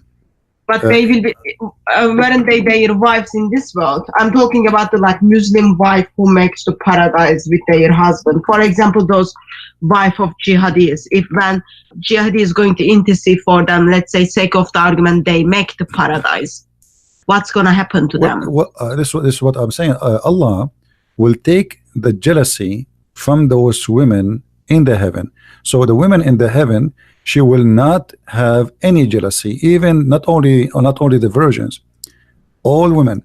Actually, this is in the Quran. Let us go to the Quran and find the verse, and we will show the Muslims the translation, which they are their own translation, not our translation. If you go to chapter 7, verse number 43, it says that Allah, He took from their heart all kind of feeling, anything. So in the heaven of Allah, there's nothing will disturb you as a person. No feeling, no jealousy, nothing.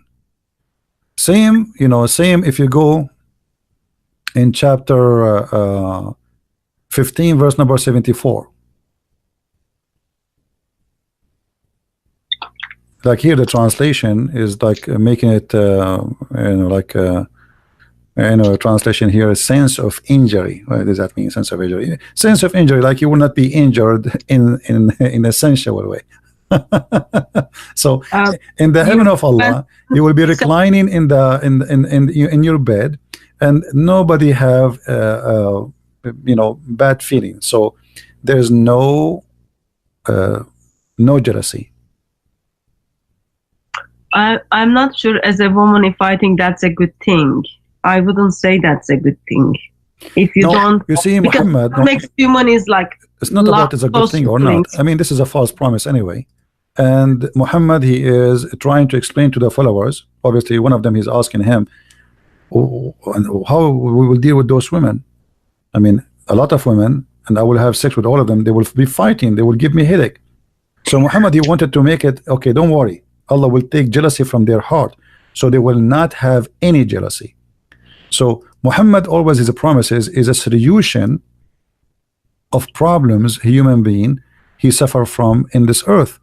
So when Muhammad, he promised you something in heaven, simply is to make you feel better, not to make you feel more horrible. So he promised that in this heaven you will not have those problems you have here. Women, they will not be jealous because you are having sex in front of them with other women. No, actually, they will be happy for you. Of course, that makes sense, because those wives or those women won't have mother. Therefore, men are not going to get mother-in-law. That gives extra peace to them. Well, not only that, even the women themselves, they will not have the jealousy. The women herself. Yeah, there's no mother-in-law in there. And not only that, you have my book, Sex and Allah. You will see that all the women who Allah promised the Muslims, they are a special kind of women. All of them, they have the same face, the same height, the same voice, they sing the same song, and all of them, their name is Hur. Now look at this. Imagine I have 100,000 women, but all of them, they look the same. I mean, how stupid that is. So what the point? Which one is which? What the point of sleeping with all of them? I mean, sleep with one, sleep with all. You know, because they have the same name and they say the same words. Each time the guy, he finished with the women, she will say to him, "You are the best," which means you are the best in sex. But how she is saying to him that if she is a virgin? How a virgin she knew that he is the best? She never saw a guy other than him. She never even saw a man before. You know, not only she did not sleep with the man because the Quran says clearly that those women are maqsuratun fil khiyam, which means they are jailed in their tent. So how they say to the man after he have sex with them, "You are the best man, you are so good in bed, man. Really, I never saw a man like you." But she is supposedly jailed. She never saw a man before. That's another reason we should encourage no one to become a Muslim. And not only that, you know, here you will see that Allah, he promised that those virgins, not only like he didn't say the virgin. You see, the people, they say virgins. The Quran never say virgin, by the way. Quran never say the word virgins. The Quran describe the skin inside the women vagina. Never use the word virgin. And this is telling us how trashy the author of the Quran, because there's many words, nicer words. You can say the word virgin. What's wrong with the word virgin? In Arabic it says adara. Adara is virgin. That's it. There's no need to say and to speak about making them bleed, make the vagina bleed. So why Muhammad he chose such a statement to say about those women? There's no genie and there's no man had sex with them. And by the way, here we need to take into consideration that Muslims believe that Muslim women, they are available not only for a human, they are available for genie. That's why the Quran says that there's no man, neither a genie, did have intercourse and break the skin inside their private part and make them bleed. That's just lovely. Yeah, it's one of the fictions of Muhammad, you know. Still, I'm questioning why billions of people are falling into these traps and following this man. You know, as I said, you know, like foolishness is exist, and people, they are free to be fooled. You know, if somebody want to be fooled, what you can do for him? They go and then be a fool.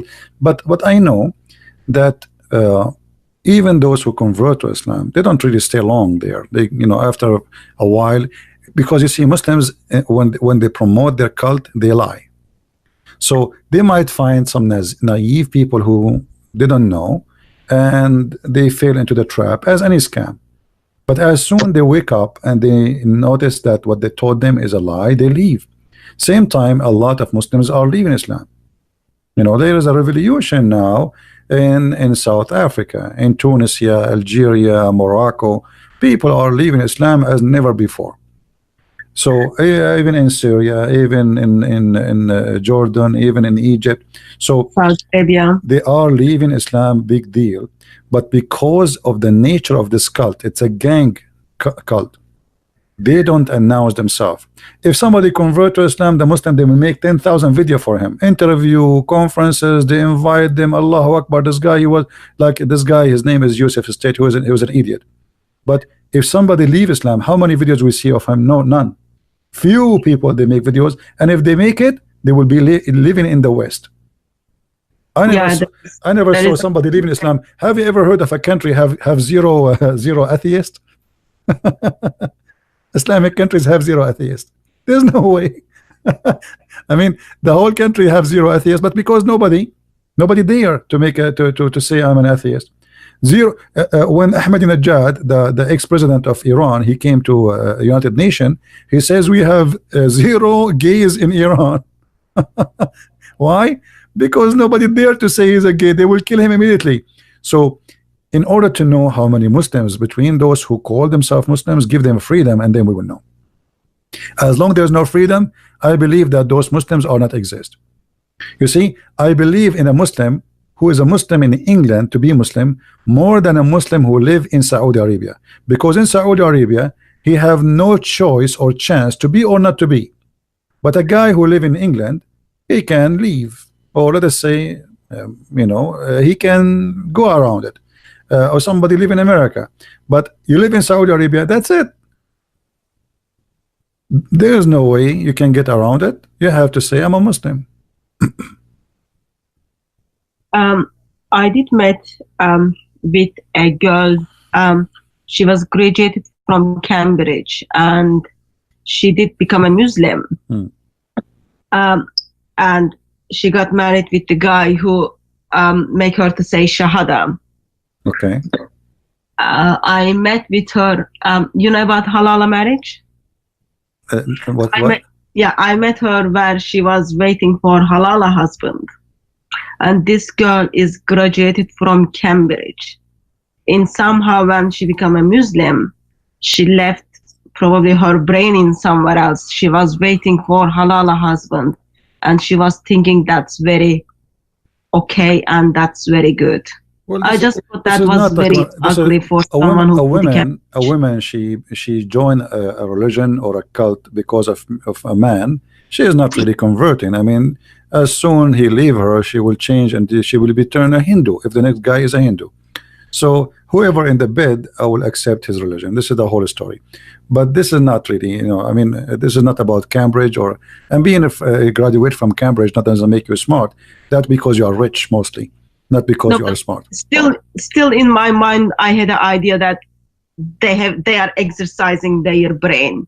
But in somehow she didn't even think there was something wrong that for her to go back to her. I think she is exercising her brain, and she don't care for the religion. She care for having the man. So her brain is focusing in one direction. It's the same as a guy. He don't care really about dignity. He care about making money. So he work in any kind of business, will make money. It doesn't matter, including drugs. So they practice. They have their brain, but it is not important for her to be a Muslim or not. The important is to have the man. So if the man is a target, it doesn't matter what the man is. She will be what the man he want. You know what I mean? I just think it's once a Muslim woman, she was desperately, she said, I will convert to Christianity if you marry me. I said, I will not marry you, first of all. Secondly, if you convert to Christianity because of me, that means you are a liar. You are not a good woman. She said, how is that? I just proved to you that I love you. To the point I will convert to Christianity. I said, this is the point. You don't love you in order to have me, you are willing to sell yourself to anything. So if Christianity is not convincing for you, and then still you are willing to change just because you want to have me, that means you are an evil person. You are for sale. Anyone can buy you. So a person who do that, he have no dignity, and he is for sale. And if a woman, she want to change, or a man, he change his belief just for the sake of having a woman or a man, that means this person have no dignity and not trustworthy. Tomorrow she will love different man and she will change her religion. It's just double ugly. It's just double ugly. Another general knowledge question. So let's say we don't have something called hadith. We've got what Islam is only represented by Quran itself. And what are the verses you would keep within the Quran and get rid of the rest to make Quran more logical? That is maybe the hardest question ever I got in my life. There's no a single chapter in the Quran is logical. Starting from the first chapter Muhammad received to the last chapter he have. So what is logical? I mean, have you ever heard of, I will give you an example. I will give you something simple, not complicated. When Muhammad, he says, today I choose for you Islam as a religion. What was that day? If you go in the Quran, you will see chapter 5 verse number 3. Muhammad, he says to them, you cannot eat this, you cannot eat that, you cannot eat pork, you cannot eat etc.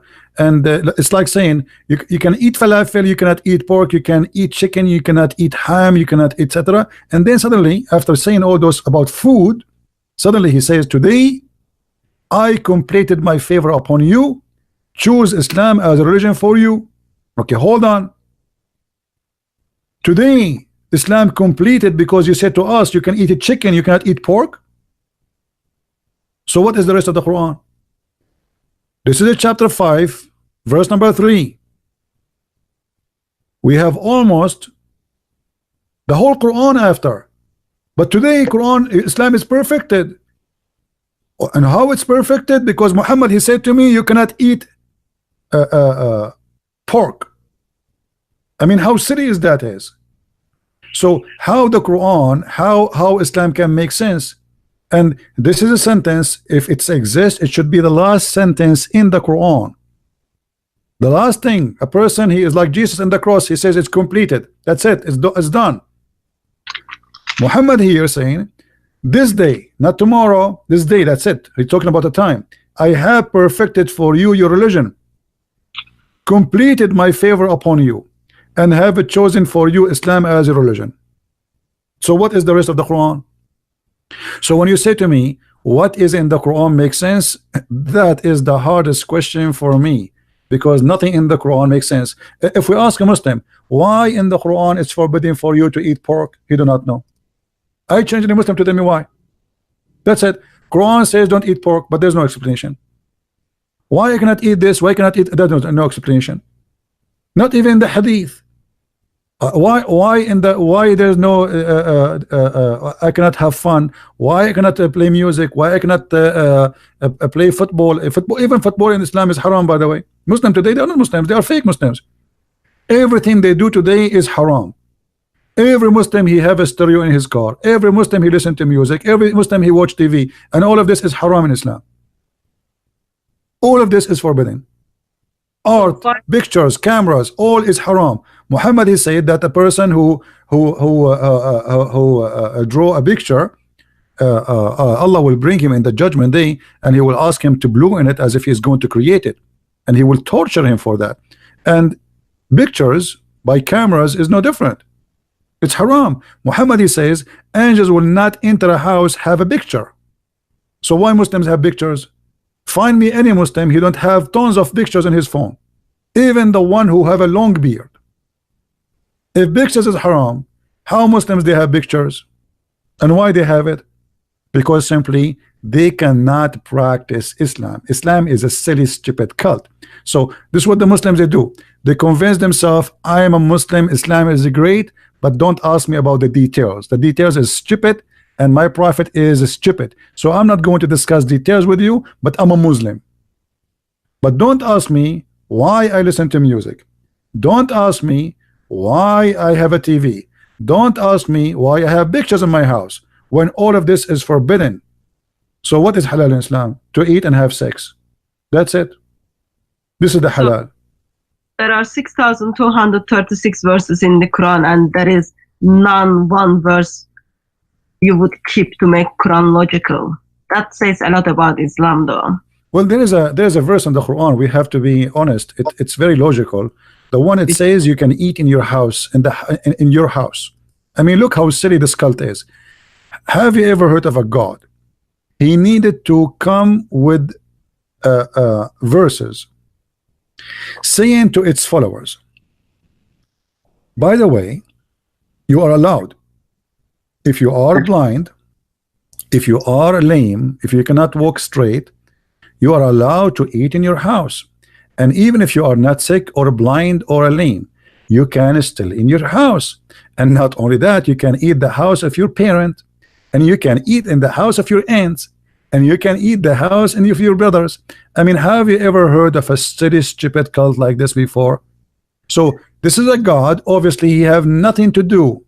He want to talk, you know, like there's some people when they get so old, and they lose their control of their mind. And with my respect to the all, by the way, I'm not making fun of them, but this is something happening. So when we became your life boring, and you wanna occupy your life, so you start talking, even if your talk does not make sense. So what kind of God in the world? He says there's no problem if you eat in your house. No problem if you eat in the house. If you are blind, and where the blind will eat. I mean, usually before Islam, a blind, he eat where? He eat in a restaurant. In the time of Muhammad, there was restaurants in Mecca, in Quraysh. There's no restaurant. So what do you mean? There's no fault if you are blind, nor if you are born lame, nor if you are suffering from illness, nor if you are yourself, which means you are not any of those, to eat in your home. What? God writing to me, saying to me, it is not sin to eat in your home. So he's giving you permission to eat in your home. So where usually we used to eat? In the house of the neighbor? And then not only that, he like as I said, he's like this guy, you want to keep talking, he don't stop. And then he says, nor in the house of your father, or the house of your mother, or your brothers, or your sisters, or your father brother, or your father sisters, or your mother brothers, or your mother sisters, or in the house of which you have keys. So now if you have a Muslim, if you are a Muslim and you have a Muslim friend, you give him the key of your house, he is allowed to eat your food in the fridge. Don't ever give a Muslim the key of your house, even if he's a real estate agent. According to the Quran, a real estate agent, he is a Muslim, he will eat your food as long as he have the keys, as you see. And then any house, it's in your possession, and or in the house of a sincere friend of yours, there's no blame on you. And then actually it says there's no sin of you if you eat alone or separately. Alone. So when you talk about logical and wisdom, I find the Quran, I mean, the most hilarious comedy book. The Quran made the baby is sperm became a congealed blood, and then women, they have a sperm coming from their breast, and men, they have a sperm coming from their backbone, and the sun set in the murky water, and the sun rise from a certain place, and there's a people, it's called Gog and Magog, and yet we cannot find them, and they are, every one of them, he will live before he die, he will give birth to a 1,000 Gog and Magog, which means those Gog and Magog, if we are now 7 or 8 billions, there should be maybe trillions by numbers, but yet we cannot find one of them. It's like the Bigfoot in America. So when you say to me, what is logical in Islam? I say the only logical is to believe that stupidity exists, and we have to accept the fact that as long there is stupidity, always there will be stupid, and that is Islam. So that's the miracle of Islam as well. No, there's other miracle. The other miracle is that's miracle, like to make someone believe in stupidity. You know. Yeah, that makes sense. Yet it is miracle of Islam. What is the funniest verse of the Quran, you think? Is the Surah 2461 is the funniest one, or do you have anything? Depend in the topic, depend in the topic, like what the topic is about. If it's about something silly, yeah, this is very silly and etc. But if you want something, let us say, more silly, when it's about logic, is it chapter 3 verse number 65. Let's look at that one. This one, it says, Allah supposedly is talking, not Muhammad, as usual.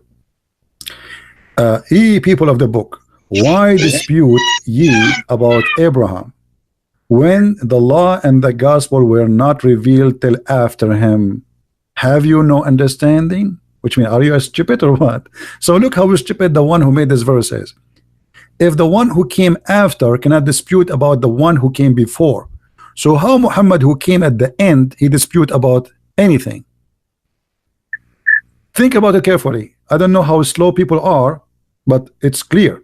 Muhammad saying, hey you Christians and Jews, how you can dispute, how you can debate me about Abraham when you came after Abraham? But based on this, Muhammad himself, he cannot debate them too, because the Jews are older than the Christians and older than Muhammad, and then the Christians are older than Muhammad himself. So all of them, they will win and he will lose. So how silly this stupid argument is. It's Islam. Huh? It is Islam. It is Islam. It's exactly Islam. So here you will notice the stupidity of the author, because this is, it's like, you know, let us say I am 17 and you are I cannot say that to a woman. You are 17 and someone else is 25. So the one who is 17 is saying to the older, you cannot debate me because I am exist before you. But here he's saying he is the last one. So don't ask me about what is silly in the Quran. All of it is silly. What about the first verse Muhammad received? The Muslim, they say to us that the first verse Muhammad received is when he says to him, Iqra, read. How silly to say to someone who do not know how to read, read. Who is the stupid here, Allah or Muhammad? Because if Muhammad do not know how to read, and Allah he said to Muhammad, read, and then Muhammad he says to him, I cannot read, and then the angel he squeezes him again and he says to him, read, and then the guy he says to him, I cannot read, and the angel he squeezes him again for the second time and he said to him, read, and Muhammad he repeat again, like, what's wrong with this guy? I keep saying to him, I cannot read. He squeezed me. I cannot read, I told you. And then he squeezed him for the third time and he said to him, read. And all of this for what? Still Muhammad cannot read and he doesn't understand what to read. So what is squeezing for? And why Allah is using the wrong word? So from the first verse to the last verse is stupid. Or what about the second verse? Allah created the man out of a clot of a congealed blood. Who is the stupid who want to believe that a human being is created from a clot of a blood, dead blood? And then Allah he says that he is the one who taught the man by the pen, but the pen is not created by Allah. And if Allah is talking about the pen which he have in heaven, so what the pen he have in heaven have to do with me? I never saw it. I never received a book from him. Even the Quran never written by Allah, never collected by Allah. It was collected by a guy, his name was Uthman, and he burned all the other Quran. So where is the pen of Allah and what this is about? I do have actually concern. I do have a question to you. So okay. Pen was very important to Allah since he created that like in early stages. And Muhammad is his last prophet. And Allah dealt with Muhammad for 23 years through angel Gabriel. What do you think reason that Muhammad didn't even bother to learn how to read and write? What was he busy with? You see, first of all, the Muslims, when I debate Muslims, I debate them about their belief. But my belief is different. I believe that Muhammad, he knew how to write, how to read. But as long as that's what they believe, I have to go with it. If you go in the Quran, just to show you how ignorant the Muslims, we are the Christians, we teach them Islam. The Quran never said that Muhammad did not know how to read. The Quran says that the word ummi is anyone who do not know the book. As an example, chapter 2, verse number 78, this is the first time the word appear. وَمِنْهُمْ أُمِّيُّونَ, and among them illiterate, they know not the book. So illiteracy in the Quran never been about knowing how to write, how to read.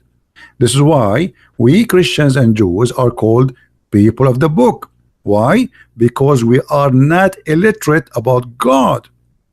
But the foolishness of Islam is amazing. They take this as illiteracy about writing or reading, but the fact it's clear. Those who do not know the book are illiterate, not those who do not know how to write, how to read. If you ask the Muslims, actually the verse after it, it says, then, you know, like those who write the book with their hands, Allah will curse them. So The book of what we are talking about? The book of God. So illiteracy is about not knowing the book of God, not knowing God. This is something Muhammad he took from the Jews. The Gomai for the Jews are the illiterate, not illiterate about not knowing how to write, which means the Greek are illiterate for them because they worship fake gods. So for the Hebrew Jews, all the Greek are illiterate. But the Greek, all of us, we knew they are philosophers, they have a great civilization, they knew how to write, they speak languages, so how they can be illiterate? They are illiterate about God. But the Muslims, they are very limited in their thinking. They are copy paste and nobody want to use his brain. And that not only that, all over chapter 3 verse number 20, it says, so if they dispute with thee, say, I have surrendered whole myself to Allah. Here they say submitted. The fast translation surrender. Islam means surrender, not submit.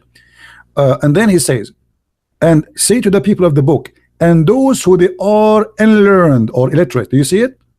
So what the Quran again confirm that there's two kind of people who they are illiterate, and there's people who have a book. So anyone have a book, which means the Christian and the Jews is called the people of the book. But there's no way all the Christians and the Jews at that time they knew how to write and to read. Actually, until now, there's people who they are Christians do not know how to write and read in some villages in the middle of nowhere in Africa, etc. So, but still they are called the people of the book. And those who don't have a book, it's called illiterate. But again, Muslims are the last one to understand what Islam is about. And this is why even Muhammad himself, do you remember what the Quran says about asking the Christians? Yeah.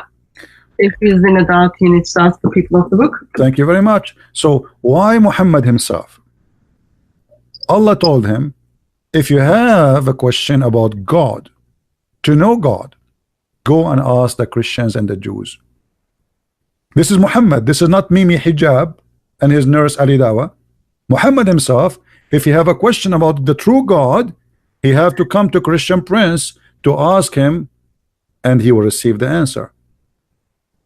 And that because we are the people of God. And here I want to remind everybody that when the Quran calls us the people of the book, the Quran witnessing that we are the only one who have a book, not the Muslims. Muslims never been called once people of the book in the Quran itself, for simply they don't and they never had a book. And when the Quran says that the Christians are the people of the book, including the Jews, he confirmed not only our book is not corrupted, he confirmed that we are the only one who have the truth. Because if we, the Muslim, they say that the Bible is corrupt, so how silly, how stupid to say the people of the book, but their book is not exist no more. Who is the donkey here? Somebody is a donkey. So the second you say, imagine I say the guy with the car, but he don't have a car no more.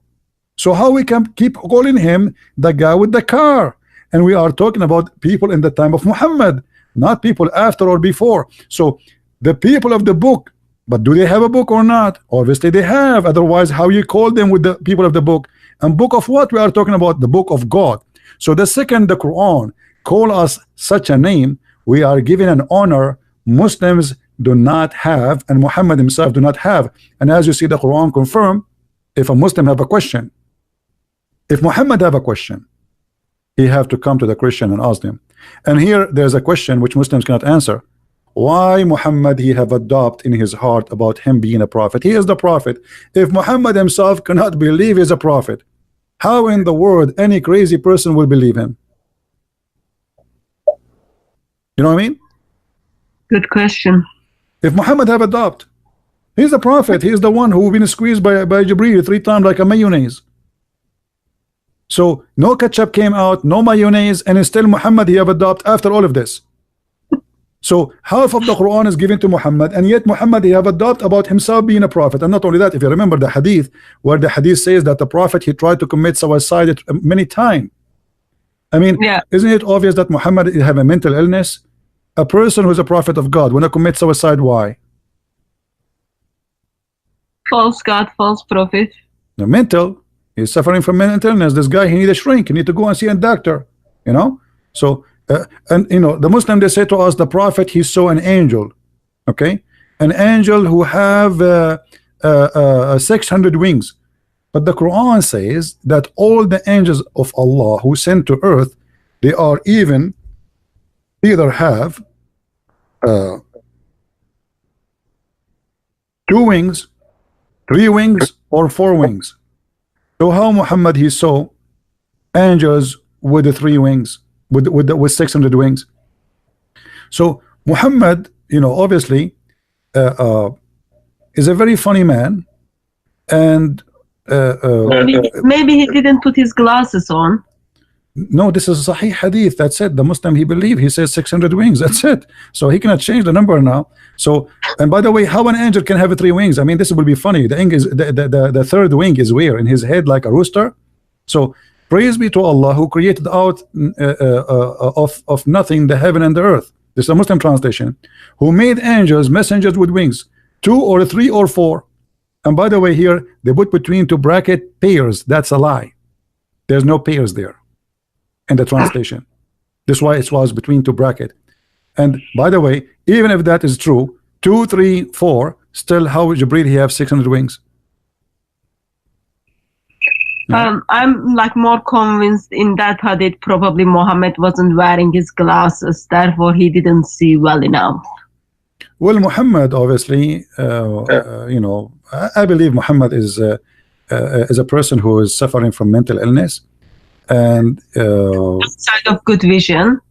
I don't think this is about good vision. I think he's a person who's suffering literally from mental illness, and you know, it is possible that Muhammad, he imagined things which is not true. And actually, even the hadith confirm that. If you remember, the Muslim, they say, and the wives of Muhammad says that Muhammad, he imagined he is done something, in fact he never did.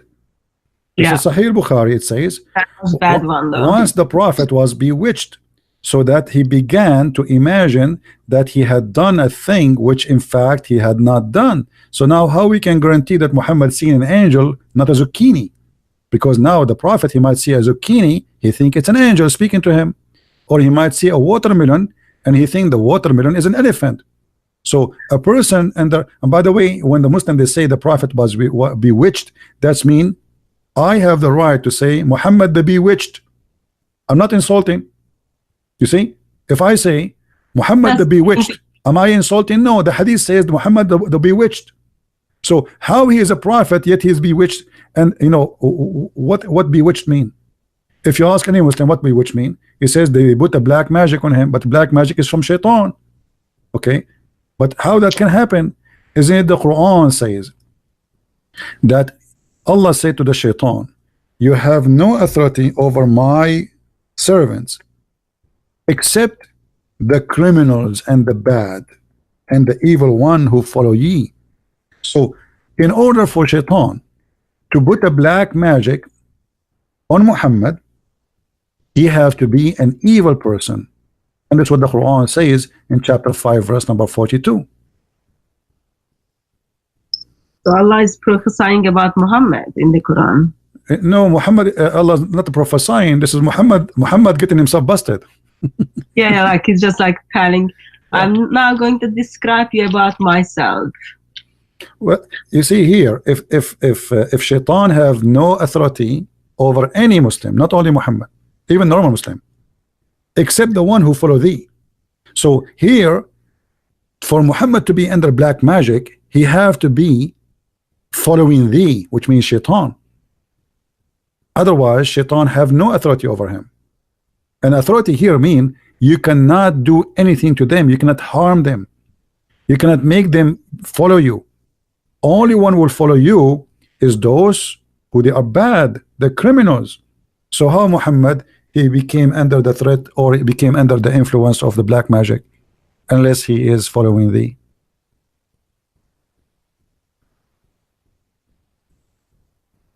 It is sad.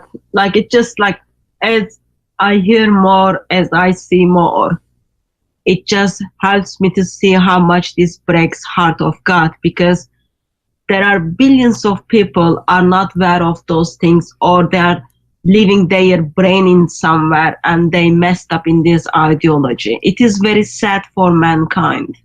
It is very sad. You know, mankind will, everybody will face the consequence of his belief at the end of the day. Even Shaitan in Islam, by the way, Shaitan is a Muslim. I don't know if you know that.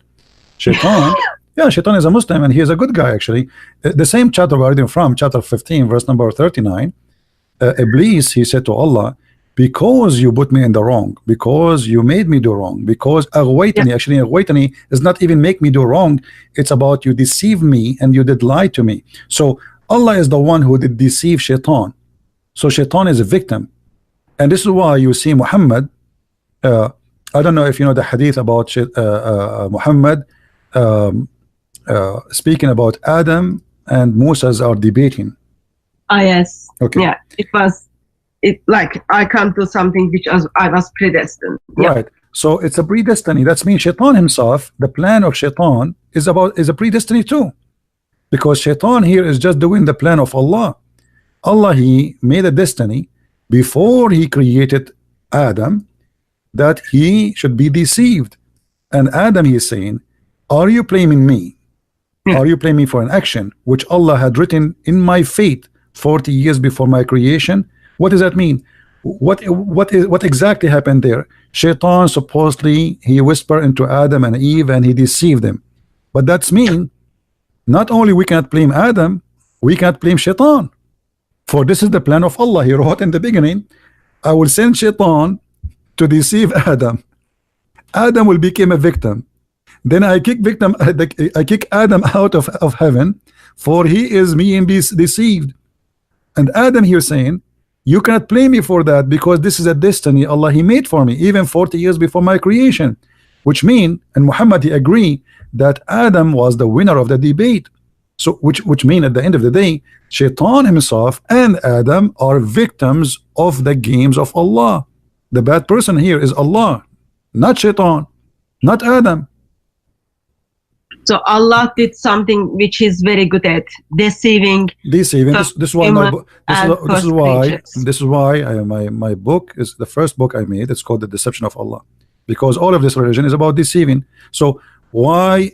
And by the way, here there's something no Muslim can answer us. This is Musa. Musa's arguing with Adam, saying to him, because of you we are out of heaven. That's mean he is a Christian. He believes in Christianity, not a Muslim as they claim. Because that's mean Moses believe in the original sin, that because of Adam we are out of heaven. So now Moses is dead. How he is a prophet of God, but yet Moses, the Muslim Moses I'm talking about, he do not understand the original sin yet. After he die, he have a debate with Adam and he lost the debate. So imagine you have a prophet of God, we ask him, do you believe in the original sin, Moses? Moses, he answered, Habibi, yes, Habibi, I believe in the original sin, Habibi. And then Moses, aren't you Muslim, Habibi, Moses? He says, yes, I'm a Muslim, but Moses, the Muslim don't believe in the original sin. So how you believe in this, Moses?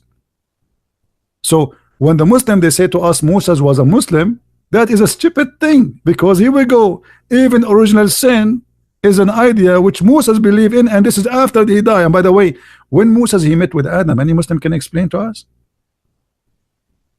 Maybe they went like to the Caribbean islands in a cruise together. Adam and Moses are dead. Probably they got free tickets, end up in Las Vegas, and then they had their chit chat, and then chit chat turned to be debate. And sadly, one of them lost the debate. Yeah. Well, what we can say, stupidity. But anyway, I'm so glad that Muhammad is so foolish, because that will help us to expose his foolishness. It's going to be hard or harder on us if he's a smart person. So I'm so grateful that he is who he is, and he keep talking. This guy, he cannot keep his mouth shut, and because of that, he is helping us. So I am so happy that the Muslim they have the hadith, and I'm so happy that they preserve the Quran, even the rest of it, because if you remember the Quran, Umar he said that the Quran was 1,000 letter and 27,000 letter. and what is left today is not even 25 to 30% of the Quran. The hadith says that even the goat eat the Quran. However, we are so happy that the Muslims were able to preserve whatever left of it, so we can love together at such a belief. It's a comedy. It's a comedy. It's silly. It's stupid. And not only that, I will show you one more comedy about Shaitan. Okay. You know that Muhammad, he said that Shaitan, he command him. Yeah. Okay. How Muhammad is a prophet of Allah, but he received command from Shaitan. That's why he's prophet of Allah. And he received command to do good. This is a good Shaitan? Muslims? This is Sahih Muslim, hadith number 2814a. Your prophet saying that the devil, huh? The companion of Allah Messenger, the devil, this is not just a genie, by the way. This is not a genie. This is because the devil is a genie, but not every genie is a devil.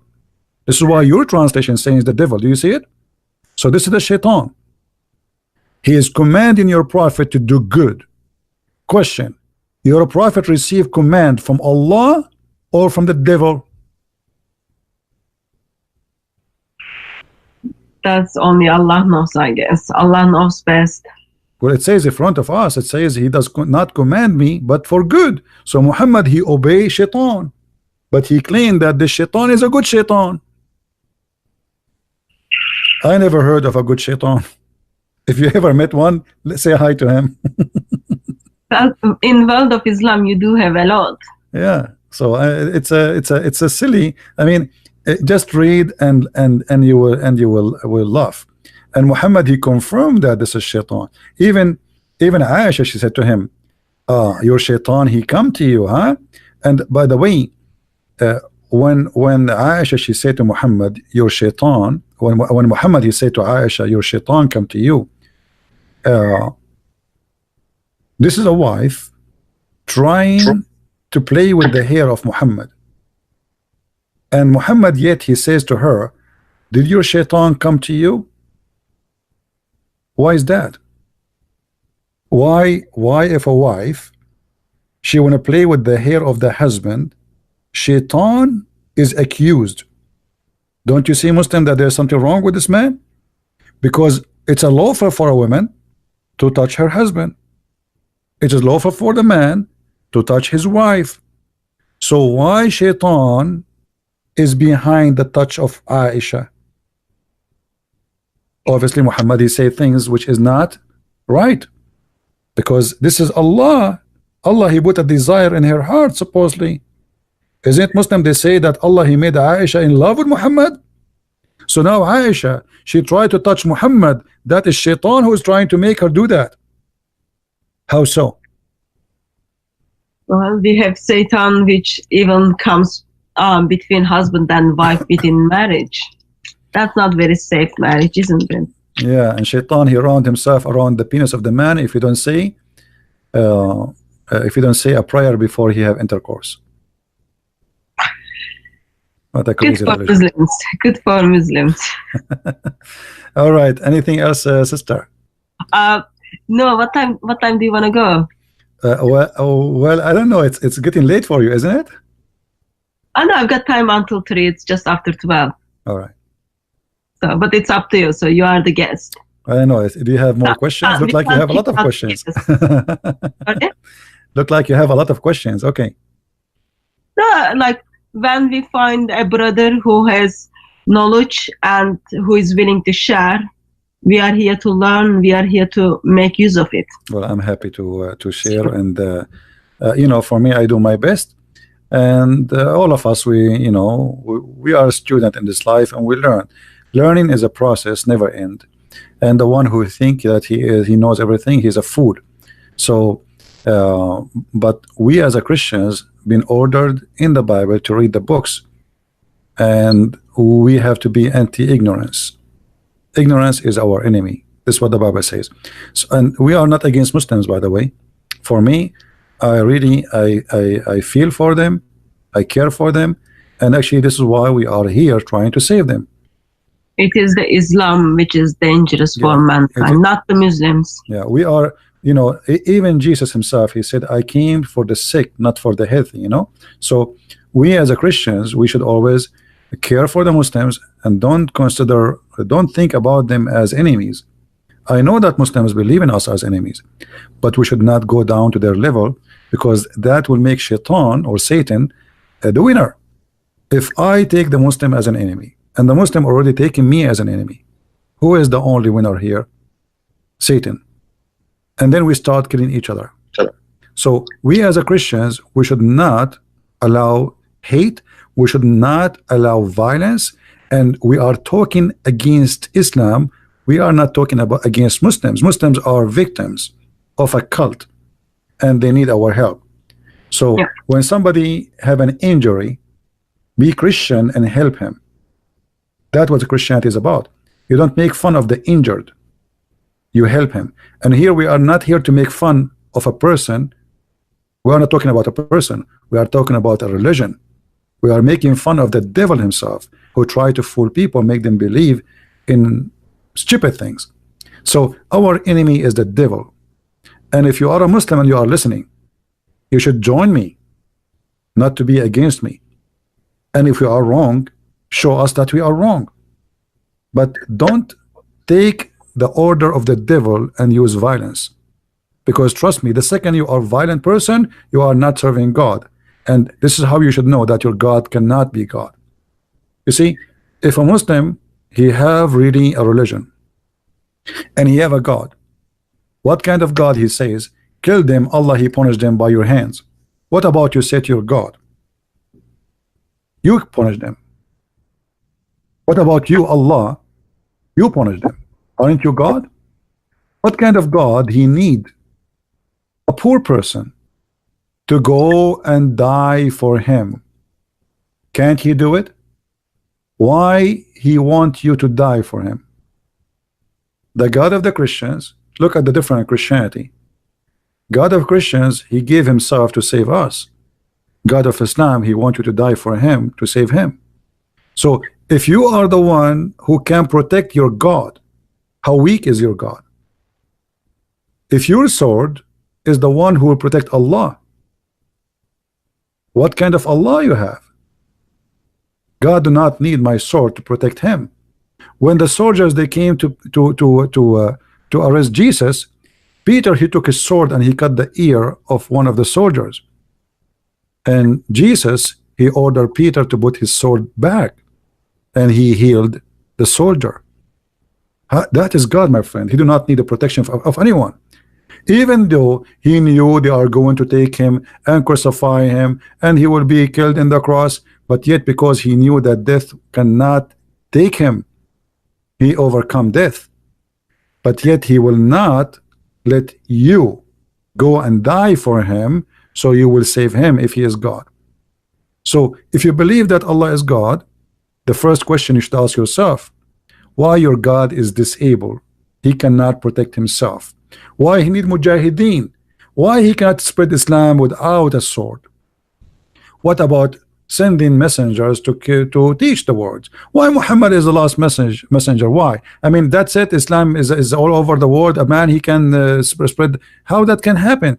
It's a silly, it's a stupid. Muhammad, he claimed he is the last messenger in order to cut the business of a prophethood, as he did, as a scam. So he said, I am the last one. He don't want anyone to come after him and to replace him in the business. It's a business mentality. I am the last vendor, no vendor after me. Why there is no prophet after him? Is the people are guided? No. People are lost today, people are lost tomorrow, and people will be lost even at the judgment day. There's people who they are guided, there's people they will be lost. So why there's no messenger after me? And not only that, just to show you how silly Muhammad is, he have a very bad lack of intellect and intelligence. The Quran says that Allah, he never sent any messenger unless he speak the tongue of his people, so they might understand. Chapter 14 verse number 4. Was Muhammad a messenger to the Indian? The Muslim, they say yes. But do Muhammad understand and speak all the languages of the Indians? The answer is no. There's hundreds of languages in India. And not only that, he have to be one of them, not only speak the language. Did Allah send Muhammad to the German? Muslim, they say yes, he is a messenger for all mankind. But Allah in the Quran said, we never send a messenger except to teach in the language of his own people. In order what? In order to make it clear for them. So the logic in front of you, this is the logic of Allah, not my logic. You cannot have it clear unless the messenger he speak your language, and this is your Quran. So how Muhammad is a messenger to the Chinese, the Indian, the Japanese, the Russian, even Arab? They cannot understand the Quran. To the point even Muhammad, he asked Allah to send him 7 Qurans. 7 Qurans to a village in the size of Mecca. If the people of Mecca who speak the Arabic, they cannot understand the Quran unless they have it in 7 Quran, how a person like Zakir Naik he understand the Quran? Brother Sitter, it's very clear that in Islam we have no women see the Prophet, and the reason for that because Allah is do. I mean, this guy, he is going to teach you Islam. If the Muslim scholars who speak Arabic, they say Allah knows best what he meant. Even those who speak Arabic, they are born. I am a person, I am an Arab.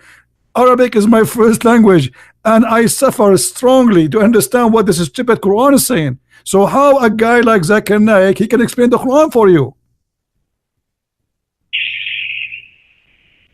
Ahmed Didat, he don't speak Arabic. Zakir Naik, he don't speak Arabic. Shabir Ali don't speak Arabic, but yet they want to explain the Quran for us. And the Quran saying that in order to understand, you have to know the language. The Prophet himself, he have to speak the language of you, not you speaking his language only. So how that can and not only that, additional to this, even the Quran, because Muhammad is a thief. In his time, he could not explain the Quran. So Muhammad, he said to them, oh, hold on, don't ask me questions. There's many verses and a lot of things in the Quran, nobody knows what they mean, save Allah, brother. What? The Prophet himself do not know how to explain the Quran? Chapter 3, verse number 7. So the Quran have 2 parts. One is so clear and one so unclear, and nobody knows the meaning of it save Allah. Have you ever heard of a stupid cult like this? So why you are sending me those verses and those chapters if nobody knows what they mean save Allah? Nobody knows the meaning save Allah.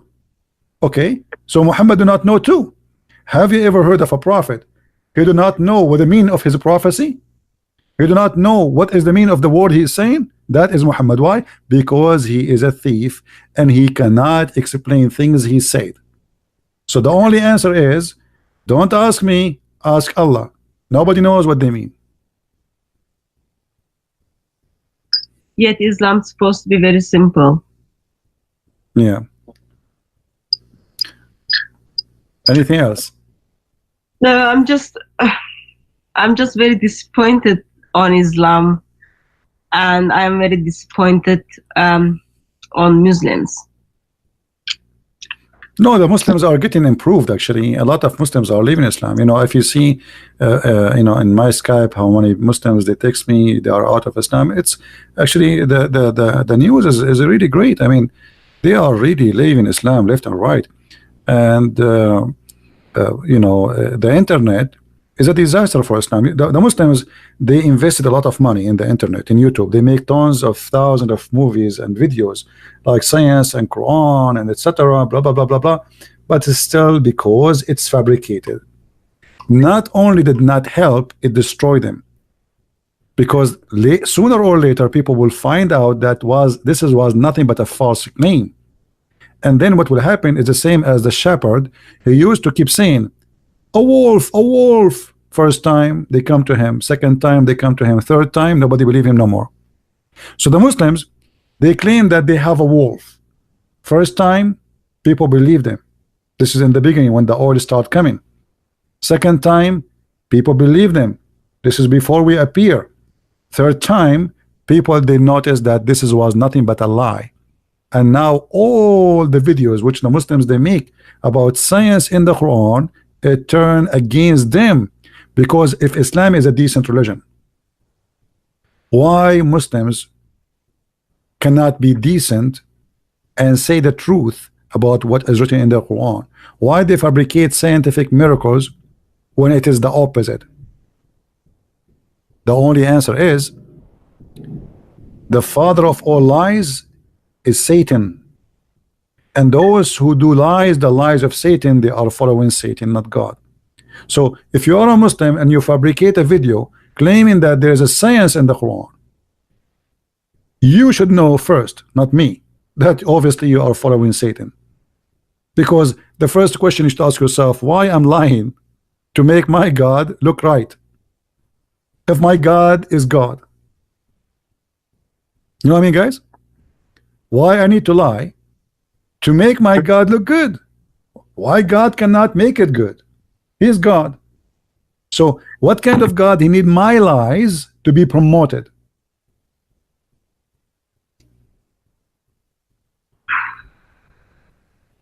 Ines, just let me know when you want to go. Well, I think we have enough for today. We have a lot. We have a lot of information, isn't it? Isn't it enough for today? I mean, and you got awesome. And by the way, if you want, you can take the video from my channel, so yeah, you can have two videos, because now maybe people did not read it clearly in your screen, so they can download the video and post it in your channel too. Yeah, thank you. Yeah. Sorry, in my culture, I can't just kick out the guests. So you need to tell me when you want to go. Oh, well, I'm going to go, and I will let you with your friends if you want to continue talking with them. But I'm so glad, sister, that I spoke to you. I saw your videos many times, and I encourage you, and we support you and all the team you work with. They are wonderful, and you are wonderful too. And I hope people will support your channel. Actually, I put a video, a link, guys. I put a link under my video for our sister and their team. She don't work alone. She have what is the name of the team with you? DCCI Ministries, Defend Christ Critic Islam. But who is the guys who work with you? So I've got brother called Daniel, brother called Godwin, and we do have a brother called King. We've got like lots of people who are also behind the cameras, or behind the cameras. God bless them, and I encourage all the people to support that channel. And as you see, the link is under my video, so if you like, you can click and you can subscribe. And guys, subscribing doesn't cost you money. Those people they need, and they deserve your support. They go, they stand, and they fight for the truth. So they are not fighting for themselves, they are fighting for the truth. They are working, they are serving, and they are doing the good work, which many people don't do because they are lazy. So if those people, you don't support them, you will support who? So before you go, yes. So it took lots of time for me to harass you and have you here, and we noticed that you are a man, as a Christian man who keeps his promises. Can we have you back? I don't promise. Why not? I don't promise. But you are welcome. You are welcome to call me anytime I am on air, and you can ask me the questions you want. Oh, you can't say that, because once I got message, one of the Muslim from Speakers Corner were in your show. Okay. And I came to listen, and I was gonna call you like maybe a minute before. You simply said, Christians, don't call me. So I couldn't call you. No. You see, there's people who they are like, they consider them as missionaries, then they can call. But you can text me and say, can I call? And then I will say, yes, call me, no problem. Even if, because sometimes people, they call me when it's a wrong time, you know. So, and most of the time I want to talk to Muslims.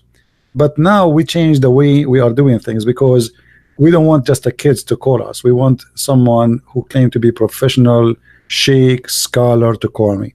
So text me if I am live on air and ask, can I call? and I will answer you. It says either yes or no. Thank you. All right. And let me express once again, I am very grateful that after harassing you for a long time, you were able to share some of the informations you have. I am sure that was only 0.0001, but maybe not even 0.0001, but I'm sure we will make use of it. And I'm sure by God's grace, we will use it for the kingdom. Amen to that. And can I encourage also you to do like volume 3, 4 of Allah and Sex. It is very good material for Muslims, and it is helpful for Christians to rescue Muslims from Islam. Well, I'm working now in 3 books at the same time, so we will see. You know, I mean, when I have time, I will. You know, we will see. Because if I want to make a volume number 3, then I have to make volume number 4, because sex in Islam is like cannot be covered by a million volume. The whole religion is about sex. So there, I made it what is enough to prove a point. Yeah. And there's tons of reference. I mean, my books is not really just a book. It's a library of reference. Everything is there, nothing of my own. And I make it in a very simple way to understand. Oh, well, it doesn't, in that case, it doesn't have to be volume 3 or 4. Anything you write there, I am sure you write up, I am sure it will be useful for the kingdom. I'm doing my best, sister. Thank you very much.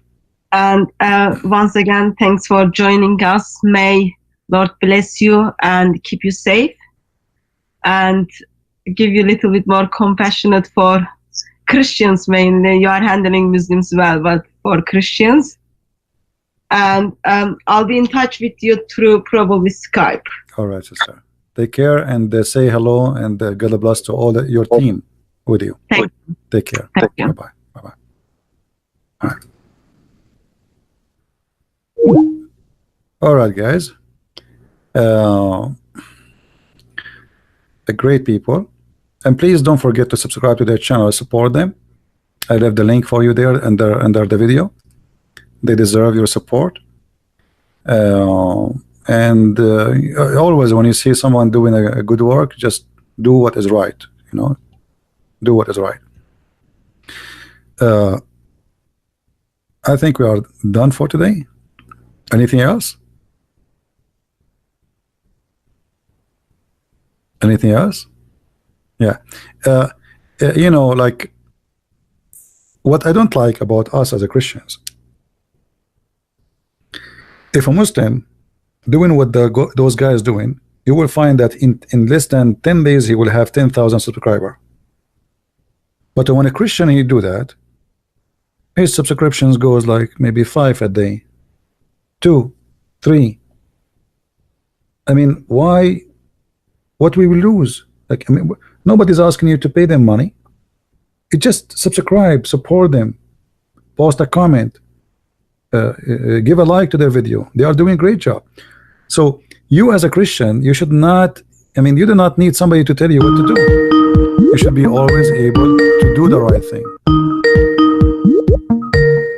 What is this guy calling me?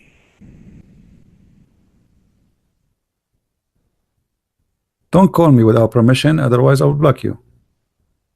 All right?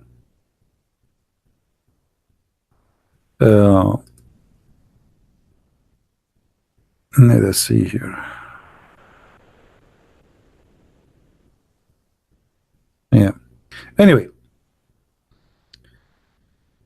if you know a Muslim who is a scholar or somebody he claimed to be a big shot, and a big shot mean somebody he debates, somebody he's is very well known, maybe in YouTube and Facebook, that he want to bring people to Islam, he is more than welcome to challenge me anytime, even without a date.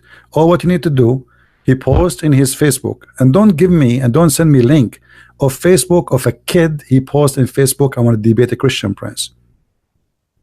The admins in the chat, they are not listening. When I say post in your Facebook and we will verify who you are, we are talking about verifying that he is someone qualified to talk to me, not a kid. All right, we have enough of kids. So when somebody want to debate me, there's two things we need to check out. The reason we say Facebook, if he is in a Facebook, he will have tens of thousands of people following him, debate videos, etc. Then okay, post there, he want to debate me, post your link for us, I check it out, you are legitimate, you are real, and you really you know your religion, then you are welcome. But a kid, he made a Facebook page. Who is this guy? Hello? Hello? Hello? Yes? Hello? Yes, how can I help you? Hello, Christian Prince. Yes, my friend, how I can help you? I'm from Indonesia. My name is Aditya. Okay. You are live on air. What do you want to say to us, my friend? I always watch your video, and I'm say thank you for your video. All right. I'm happy you like them, and I'm happy to see people from Indonesia learning from them.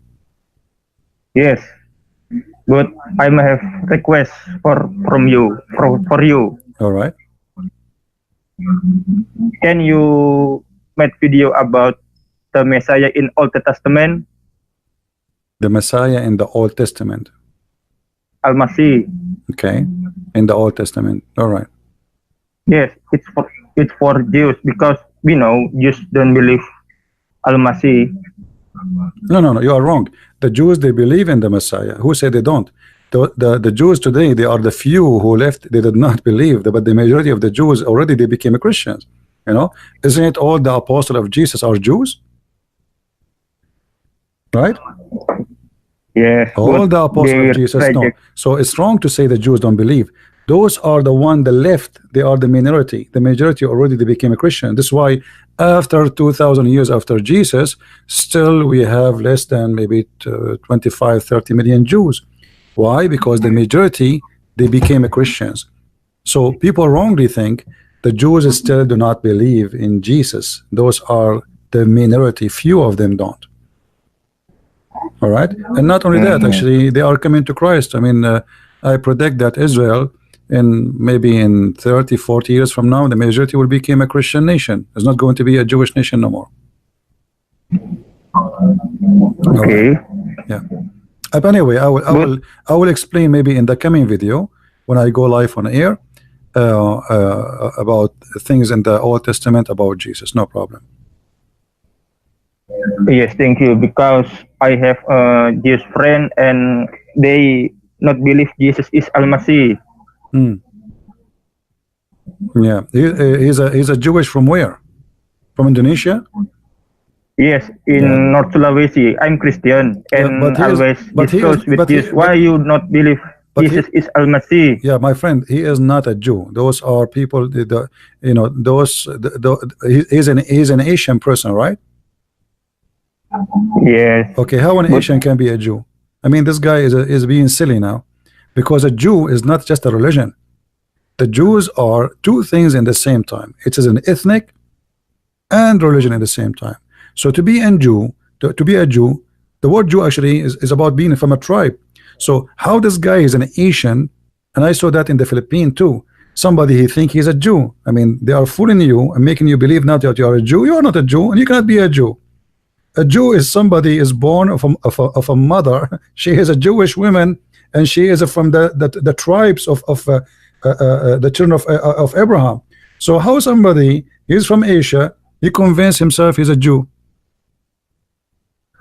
He's being silly. So what about he debate himself first about how he became a Jew and he's an Asian?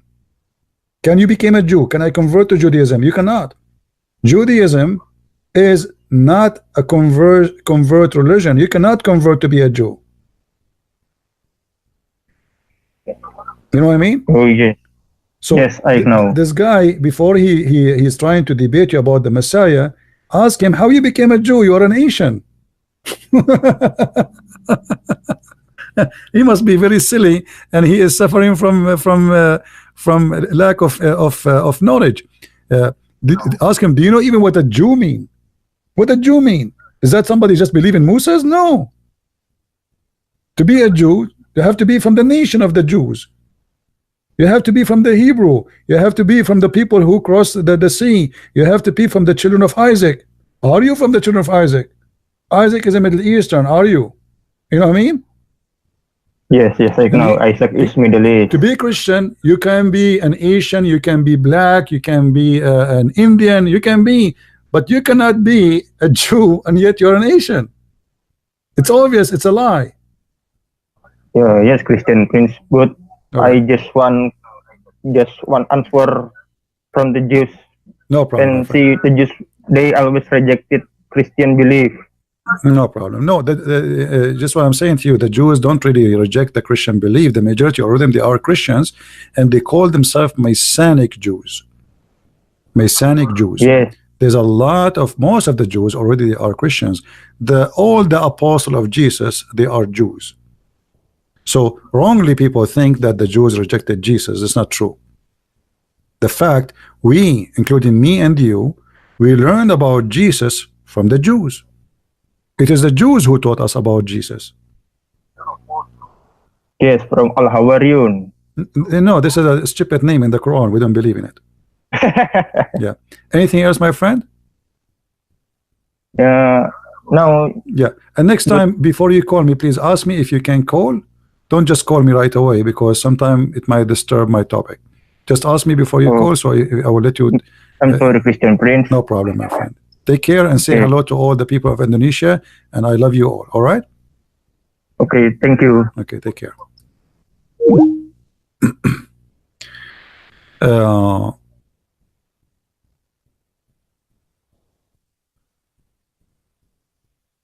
Anyone can convert to Judaism and become a Jew? No, that's not true.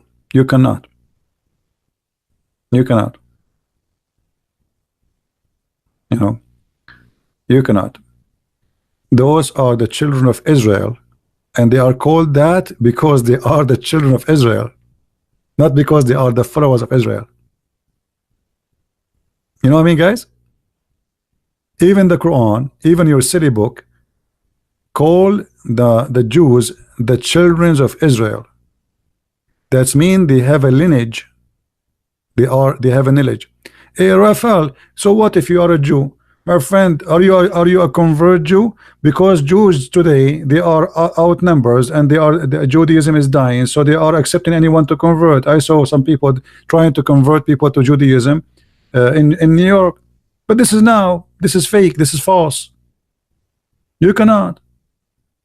Can you show me the verses in the as long as you claim to be a Jew, can you show me the verses in the Old Testament it says that you can convert people to Judaism?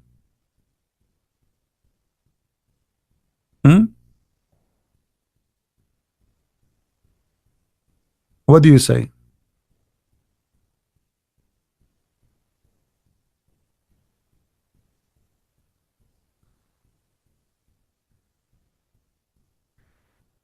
Jesus had a Gentile women in his lineage. Here we go. Let me show you how silly you are, guys. Is it true that Moses he did marry a woman she is not from the children of Israel? Just to show you how stupid those who claim to be Jews in the front of us here. Is it true that Moses he did marry a woman she is not from the children of Israel, and he have a children from her? Yes or no? So based on your talk, all the children of Moses are not Jews.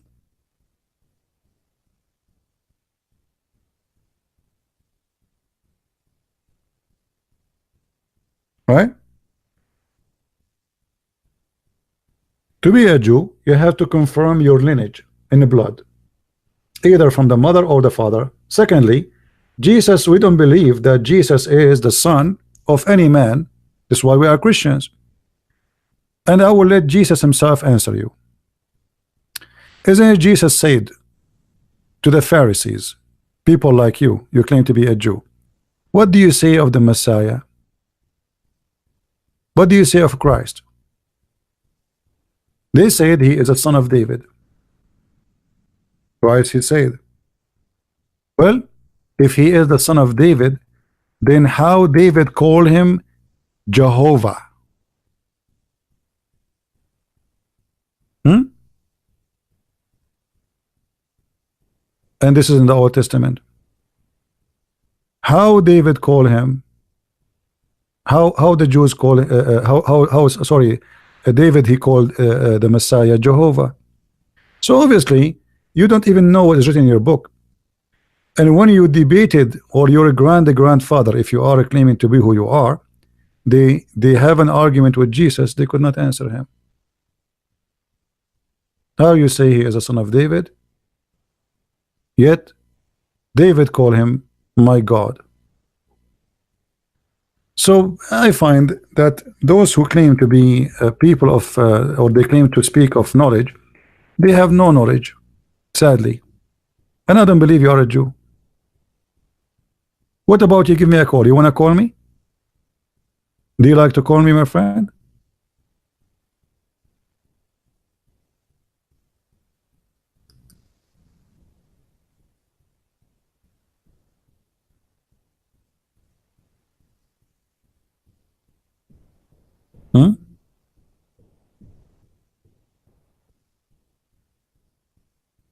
Do you like to call me, Mr. Jew? I want to see how much Jew you are. I want to learn from you about Judaism. You are what? In YT? What does that mean?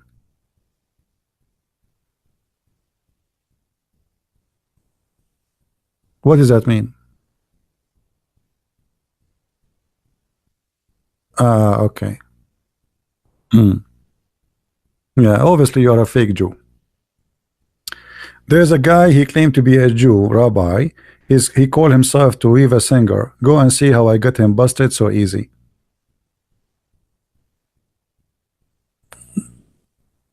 You don't play with us. And I will not be surprised if you are a Muslim yourself. But anyway, what you are saying to me is a silly. Jesus said, I am from above.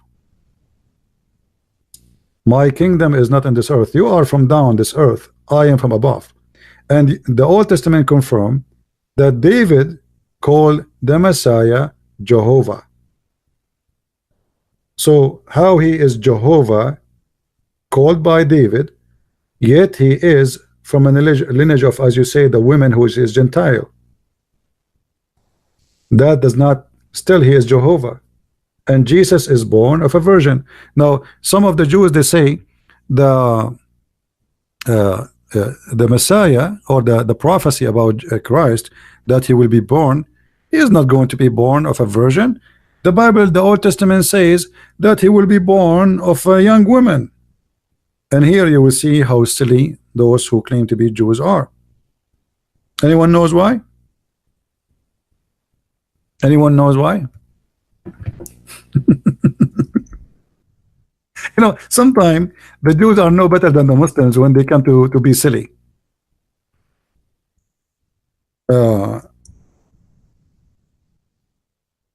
When they say to us that the word there is young, not virgin, not only they are proving to us they are silly, proving to us that they are stupid. Because it says there that this will be a sign, a miracle. So if a young give birth, every day there's youngs giving birth. So every day there's a Christ is born.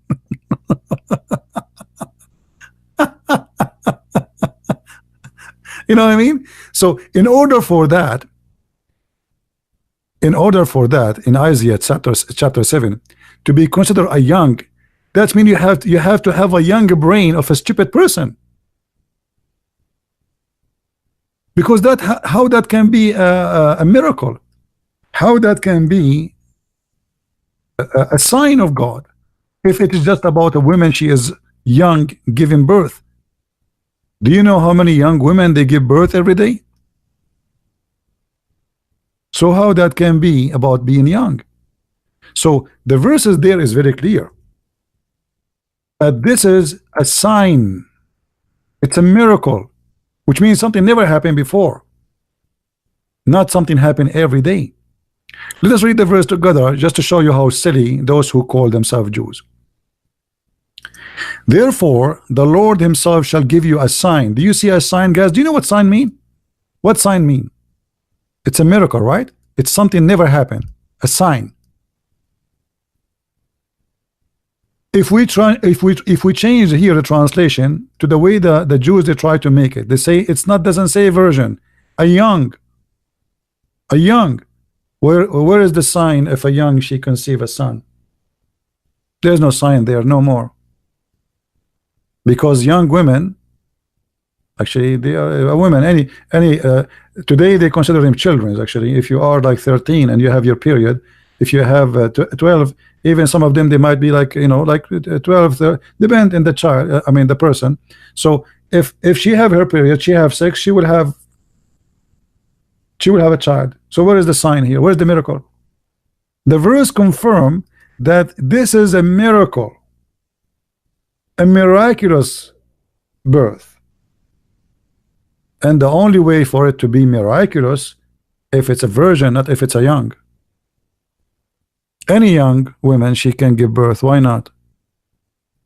I mean, what is the miracle? Actually, if a woman she cannot give birth in young age, that means she will never give you birth after. That is not a sign. And this is how we see how silly they are. They are desperately trying to disapprove Jesus, the same as Muhammad trying to disapprove Jesus to be who he is. Both of them, they work in the same direction, but they are losing ground. And today, because the Jews, they are shrinking in number so fast. While Christianity is growing, Judaism is almost gone. This is why I find that Jews are so angry from the Christians. Why? Because the Jews, they convert to Christianity, not to Hinduism, not to Buddhism, not to Islam. The Christianity. That's why they're upset.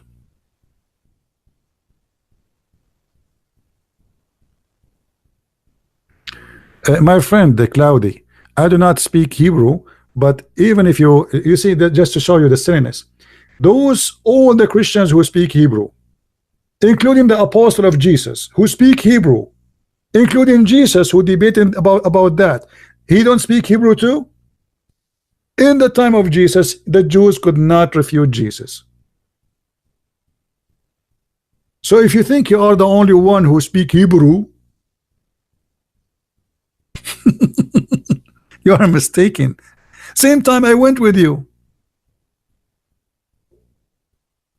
I am going with you. Let us change this word here from a virgin to young. Still, that will make the verse silly. Will make the verse out of meaning. God will give you a sign, and the young woman will give birth. If you respect God, then you respect that this is a miracle. This is what the verse is saying.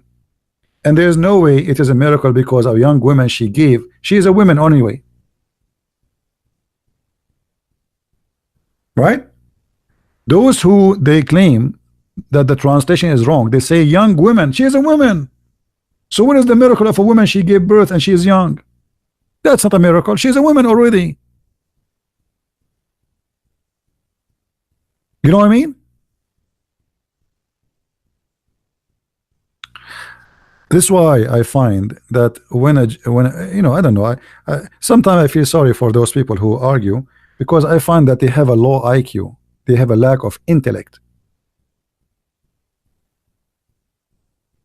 A young woman, she will give birth.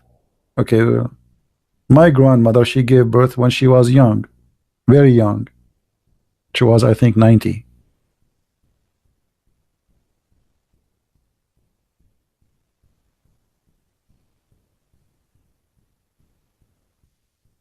My friend, anyway, don't tell me I understand your understanding. I believe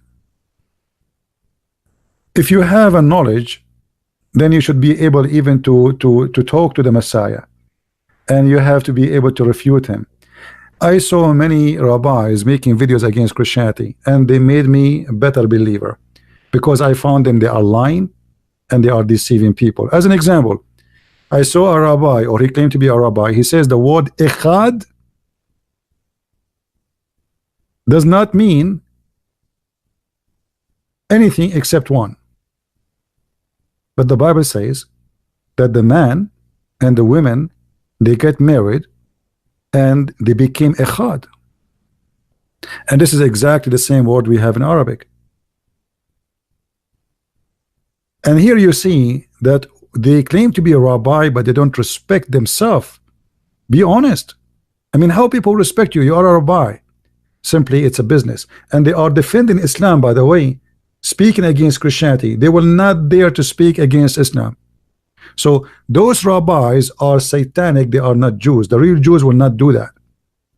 A real Jew, rabbi or not rabbi, he will not lie, fabricate the translation. He will not lie and say echad does not mean one as unification. He will say it as it is. And I have videos about this guy. Go and see how many videos I get him busted with. And the coward, he will never dare to call me or to debate me or even let me call him. All right? My friend Rafal, it's not about you speaking against Christian or not. You said you can be a Jew convert. That is not true. All the Old Testament speaking about the tribes of Israel. Do you have a tribe which is not from Israel? Is that correct, guys? Who is the one who is blessed? The nation of Israel, not the religion. The nation of Israel. Who is Israel? Israel, a man, and he have kids. It's not a belief. They have a belief, yes, but the blessed persons are persons. Correct? So why you are being silly? You see, even Abraham, he have children's which is have nothing to do with Israel. As an example, Ishmael, right? Okay. Is Ishmael from Israel? No. Can we say the children of Israel of Ishmael, they are from Israel? No, they are cousins. So why are being silly?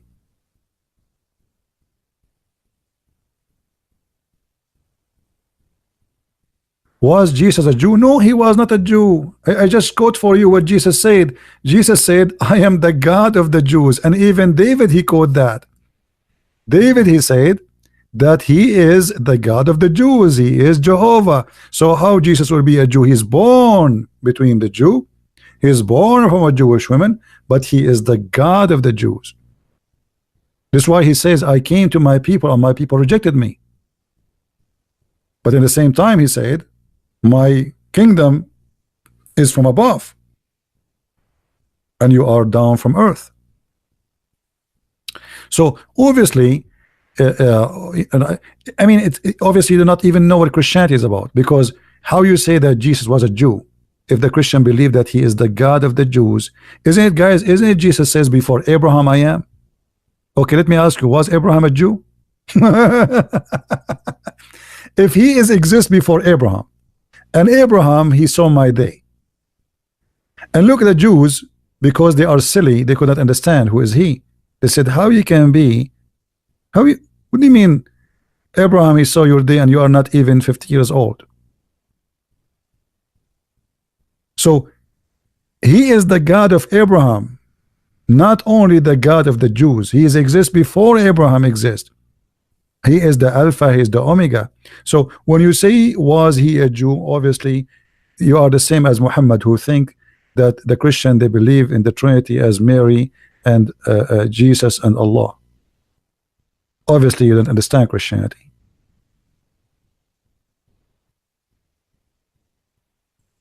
Right? But anyway, we welcome all questions, and we welcome those who you know, they do not know what they are talking about. It's okay, I understand, you know. I understand. But try, I advise you, try not to be silly, because sometimes we say things without thinking. Even I saw Christians saying that Jesus is a Jew. And how he is a Jew if he is the God of the Jews? How is a Jew yet he before Abraham he is? How is a Jew that everything created by him and for him? That is silly. By birth, he is born from the Jews. But all of us, we knew that his birth is not the beginning of his existence. Is that correct? When he says that Abraham, he witnessed, he saw my day, and before Abraham I am, he is confirming to you that my existence have nothing to do with my birth. So we are smarter than this. Yeah, Raphael, let me tell you why you have in Israel Jews from all nations, because you need population. That is a desperate, let us say, act for a desperate situation. Israel need population and they need Jews. So there is people who claim to be Jews from the Falasha in Ethiopia, but how they became Jews, nobody can explain to us. So because you need population, you need the army, you need to defend yourself, you need to establish your state, so you start accepting people, whoever says they are Jews and they believe they are Jews. It's just for the, let us say, for the benefit of surviving. But if you go in Israel, you will see that the rabbis, they don't accept those Jews as Jews in reality. But because they need them, they say, okay, come over. You know what I mean? Because they need them.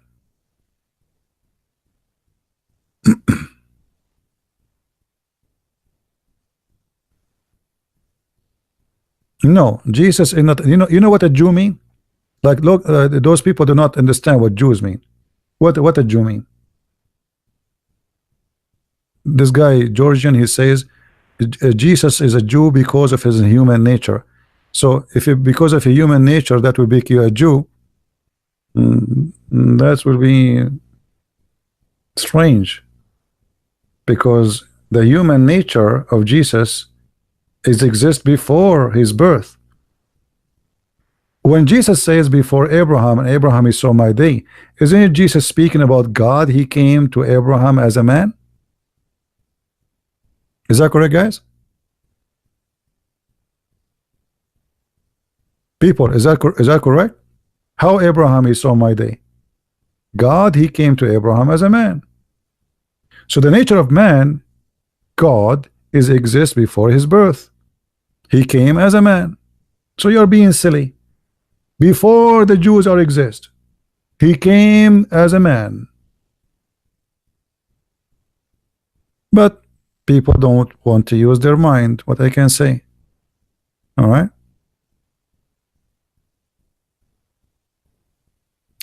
Jesus image from, not from David? No, not from David. Why people don't read? I just said, Jesus said to the Jews, what do you say of the Messiah? He said he is a son of David. He said, well, if he is a son of David, then how David call him my Jehovah? I mean, what's wrong with people? Unbelievable. If he is a son of, this is Jesus talking, not the Christian Prince. Who is the one who's talking? Jesus. What he's saying, listen carefully. You see, stop being silly. And I have I have patience, but I am not the Lord himself. This is John chapter 8, and this is the Bible in Aramaic, translated in a plain English. Read carefully what Jesus says to the Jews, so you might understand, even if you are slow. He said, who? The Messiah, not the Christian Prince. The Messiah, not Christian Prince.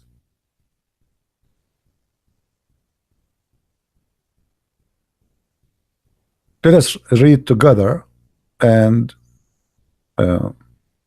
see what the Bible says. You know, sometimes reading, I find it funny how people they talk, and obviously they are not reading the Bible. You can read John chapter 8 because I believe this is very important chapter 2 in order to understand the Messiah. Let's see.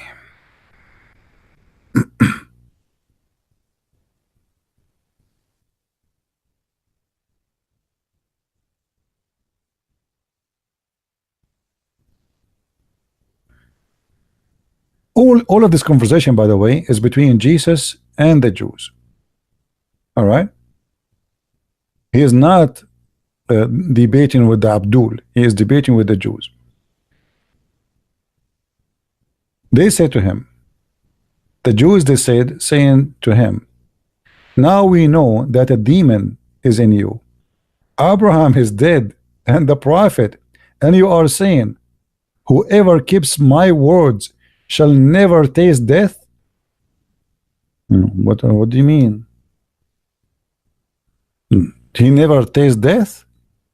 Anyone follow your word, he will never taste death? Because they are silly, like many here. They think he is talking about that if you hear his words, you don't die. You know, that's what he's saying.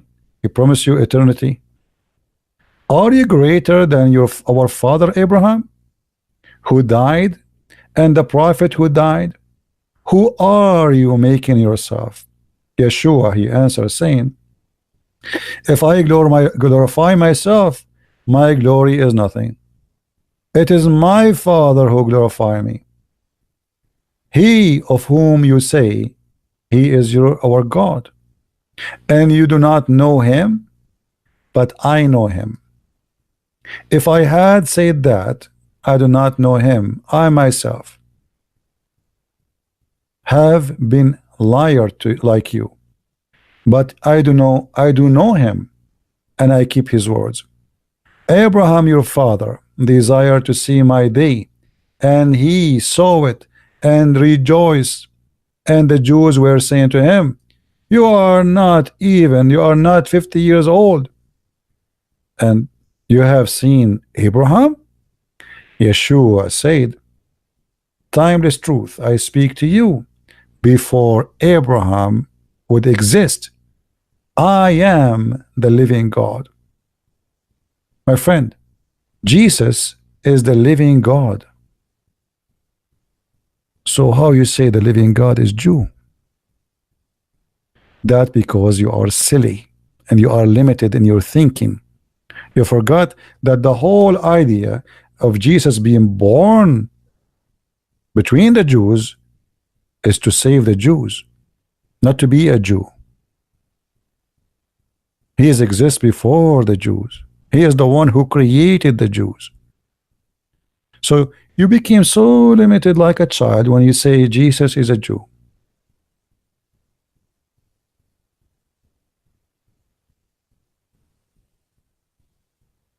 He is the Alpha, he is the Omega.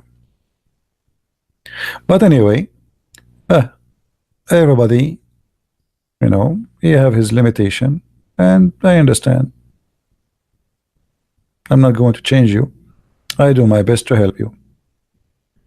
It's been said to you, Jesus said, but I say to you. Jesus, when he speak, when he say, it's been said to you, but I say to you, he was talking about what? Who is he? It's been said to you, but I say to you. Which authority he have? Authority of a prophet or authority of God? You know what I mean, guys?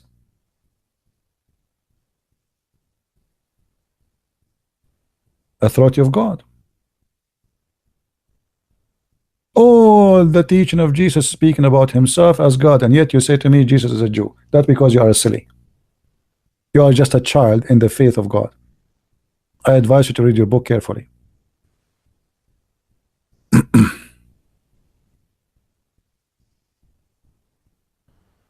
All right. Are we done for today, guys?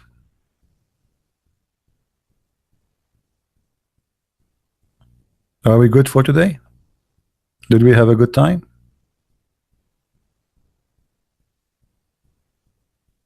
We have a good time, right? Anyway, I want to say thank you for everybody, and I hope that's we do our best to share our education. And for me, myself, I don't claim to be a person who knows everything. I'm just a student, and I will be learning until the last day of my life. And as I said, the one who think he knew everything, he is a fool. That is impossible. But to be a Christian is to understand what to be a Christian. I mean, it's silly to be a Christian, but yet you do not know who's a Christ. Christ is our God. He is not a Jew. He is the God of the Jews. Everything was created by him and for him. I mean to that. So when you read the Bible, I advise you not to read it like you are reading a story. And this is the problem, you know. Even when you read the Quran, people they read it like, okay, but nobody wanna go deep. Especially in the Bible, the words is so deep. Actually, one of the unique things about the Bible is I can read this chapter tomorrow, and still I will inspire something new by reading it, even though it is the same chapter written 2,000 years ago. Because this is the living word of God. It is inspiration, is talk to your heart, is not just talking to your brain. So in order to understand it, you have to live it. You have to be a person who bring a spirit of God with him, not only a silly reading which mean nothing. So every one of us,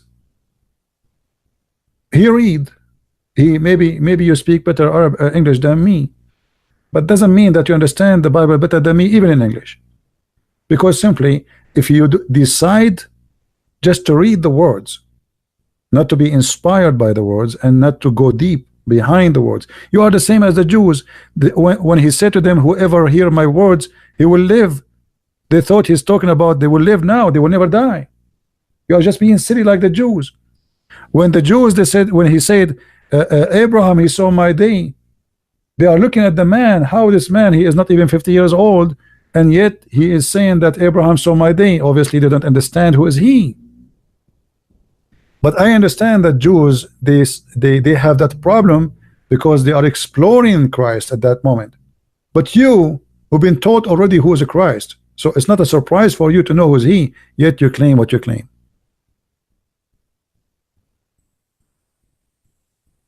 You know what I mean? How he can be named the Son of Man if he is the one? The Son of Man is a title, which means that he is in the flesh, as simple as that. The Son of Man is a translation from the Hebrew where it is the son of the flesh. Adam, by the way, the word Adam is not even a man. Even Eve was called Adam, right? Correct? In the beginning, the Old Testament, Adam and Eve were called Adam. So Adam is the human, not necessarily, but later it became the name of the man. But the son of the human, why? Because he is God in the flesh, but he is not a man, which means he is not, you know, he is the perfectly, in the same time he is man, but yet he is God, but he is not a man the same as all of us. So God in the flesh is the son of a man, which means the son of a human.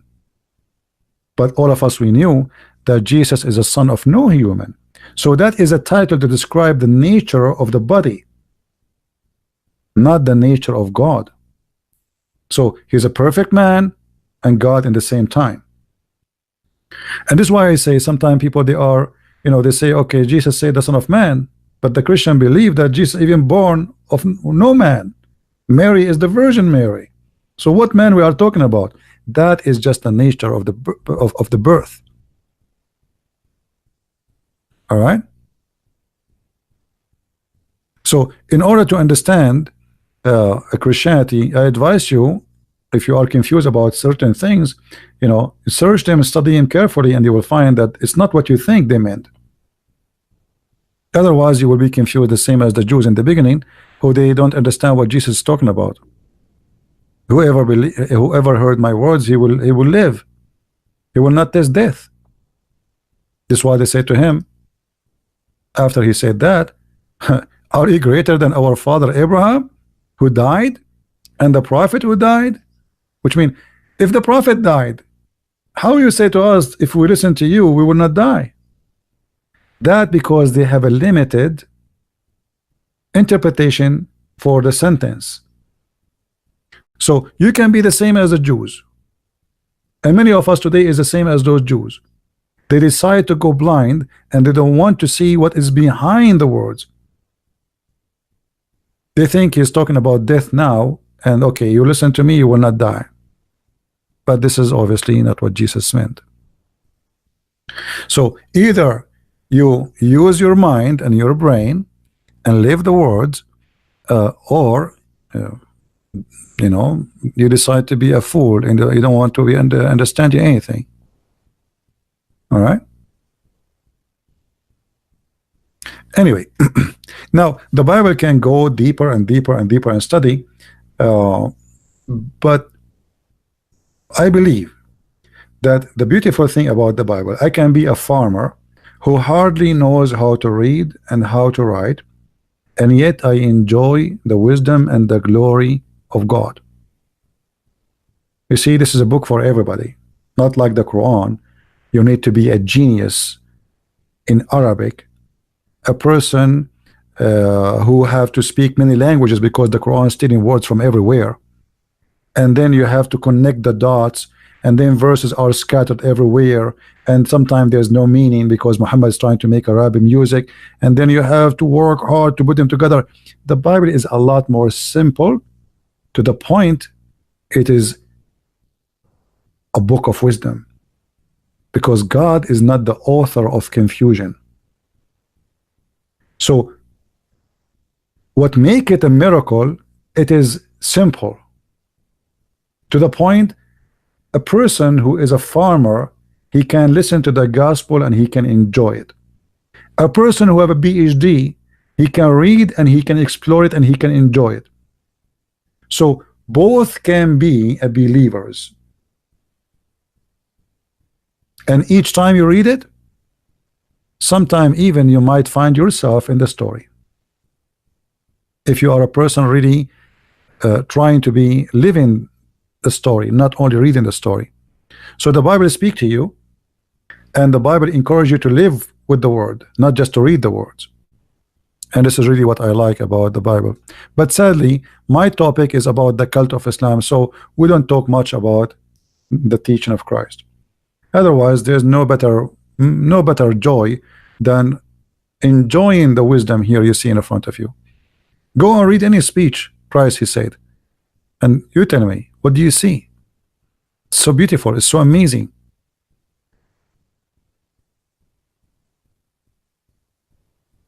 And always, if you are a person, I remember this is a story about a child. There is people, they invited a family, Arabian family,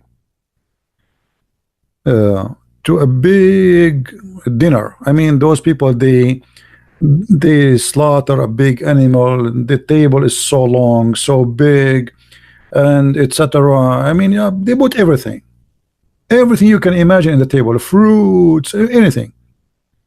And then the kid of the guest family, he looked at the whole table, he said, there's no hummus.